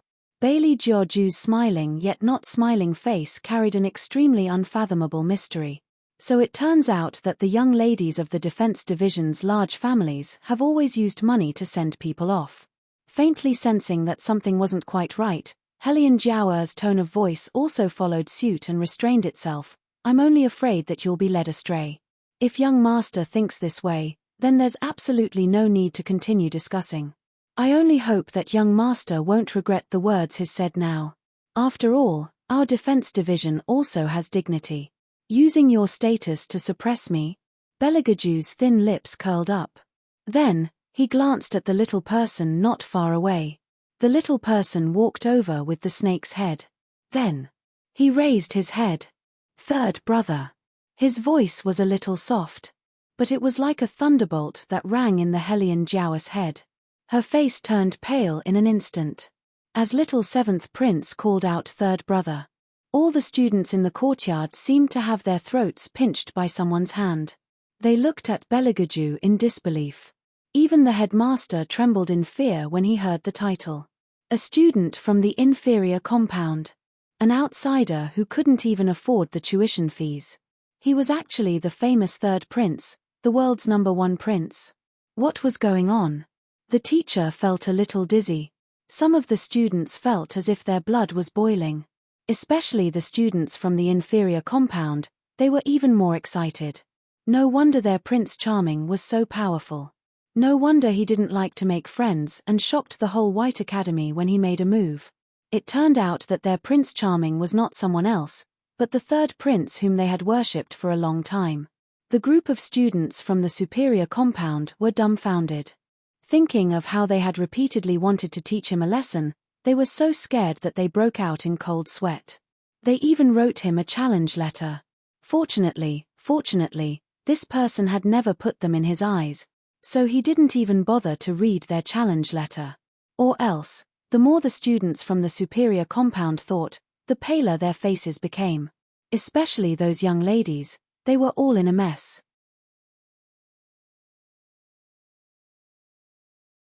Almost all of them had laughed at the man's background because they were jealous that he was always with Hellion Vivian. He didn't even pay attention to them. But now, they only wanted to give themselves 2 slaps. Hellion Jiao was anxious and wanted to explain. Her white and beautiful face showed urgency. Third. Royal, I just...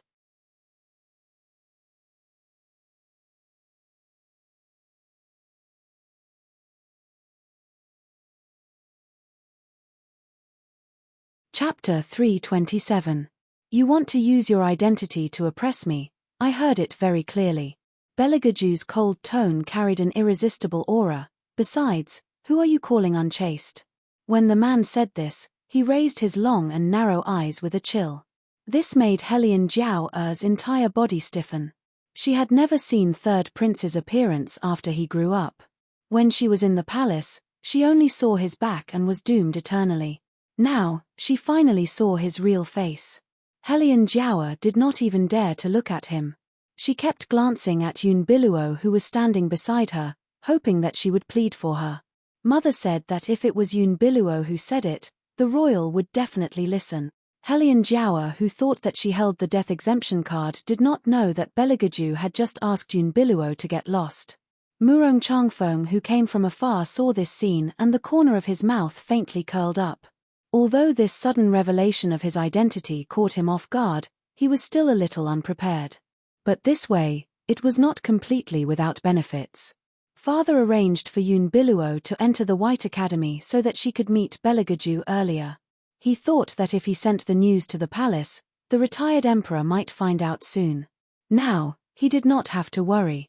Who would have thought that Beligaju was in the White Academy? This was for the best. It could also make Helian Wei realize that to that man, she was just a chess piece that could be thrown away at any time. I'm asking you a question, why do you keep looking at others? Beligaju's voice sounded again.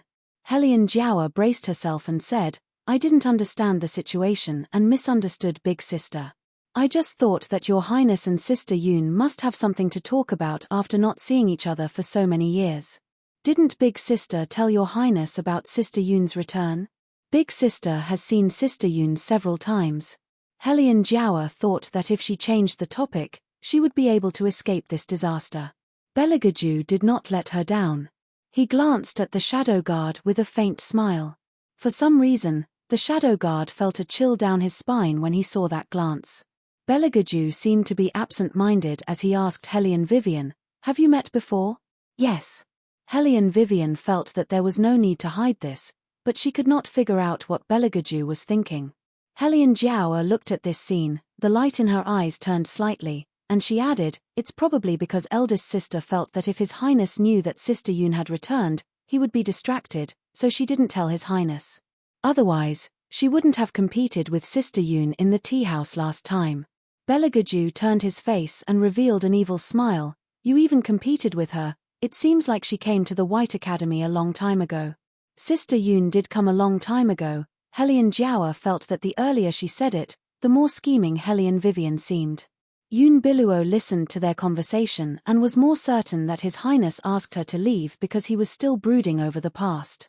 In fact, he was very concerned about when she came back. Otherwise, he would not have said so much to Helian Jiawa. Yun Biluo could not help but feel wronged when she thought about what happened just now. She looked at Beligaju with tears in her eyes. Everyone said that the royal family was the most patient with Yun Biluo, especially when she cried. However, no one had verified it. In fact, Beligaju's eyes were gradually showing a thin layer of hostility. His slender fingers played with the pinky ring on his palm and he said in a low voice, no one informed me that you've been here for so long, I missed the opportunity to listen to your song. Yun Biluo heard this and her face softened. She smiled through her tears, now that I'm back, I can play it for you anytime.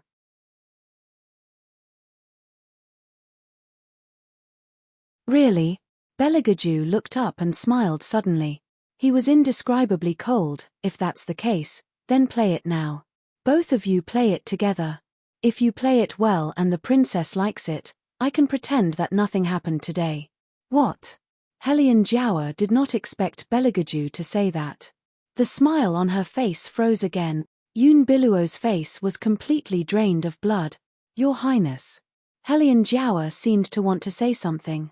What's wrong? Beligaju walked over and looked at her coldly. You don't agree? Then I'll add 1,000,000 taels of gold, as long as the princess is satisfied. He still had that unique smile on his face. It was so cold that it made one's scalp numb. There was a commotion among the students. They looked at Helian Jiawa and Yun Biluo as if they were looking at performers in the dark alleys. That was exactly what the third prince was trying to say. Yun Biluo's fingers that were holding the handkerchief tightened silently. Her pale face seemed to have exhausted all her strength. She looked at Beligaju pitifully and murmured, I know your highness won't forgive me so easily, but, it seems that you didn't hear my words clearly. Beligaju's tone was indifferent and even a little ruthless. Are you going to play or not? Upon hearing that, Yun Biluo's face turned even paler. Others might not know about Beligaju's tricks, but she had been by his side for so many years. How could she not know that he had 100 ways to make people wish they were dead? No matter how holy and noble he looked on the surface, he was colder than anyone else in his bones. Since you don't want to play, then forget it. Bailey Georgiou's voice was neither fast nor slow, but also seemed to carry a smile. The Defense Division's marriage should also be arranged. As for the other people, who said anything bad about the Princess Consort, properly slap their own mouths. As he spoke, he unbuttoned his collar with an evil smile. There was a murderous intent at the corner of his eyes. He tilted his body slightly. Or would you prefer me to do it myself? Who dared to ask the third prince to do it himself? Just this one sentence was enough to make everyone's face turn pale. Those ladies from aristocratic families did not dare to do it anymore. They could only reach out their hands and slap their faces. Because they knew very well that if they did not do as they were told, it was very likely that she would end up in the same state as Helian Jiao. Marrying a eunuch, that was simply more painful than death. Wasn't it said that the royal family was marrying Helian Vivian just to appease the retired emperor?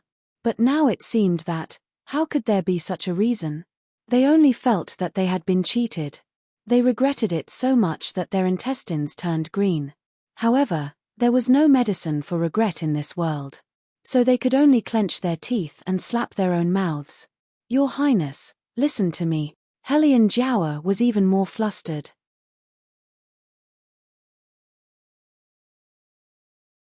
She wanted to grab Beligaju's sleeve. However, Bailey Georgiou did not even look at her. He turned to the little seventh prince and instructed, "Send her back to the general's residence. Just say that I said so. The general's residence has delayed the wedding. Are they trying to defy the imperial edict?" You're tuning in to the Dreamy Chapters YouTube channel. We're so grateful for your support, and don't forget to subscribe to join us on this incredible journey through captivating stories. Your generosity through donations truly makes a world of difference, as it's the primary source of revenue that allows me to expand and enhance this channel for you. Thank you from the bottom of my heart for being a part of this adventure.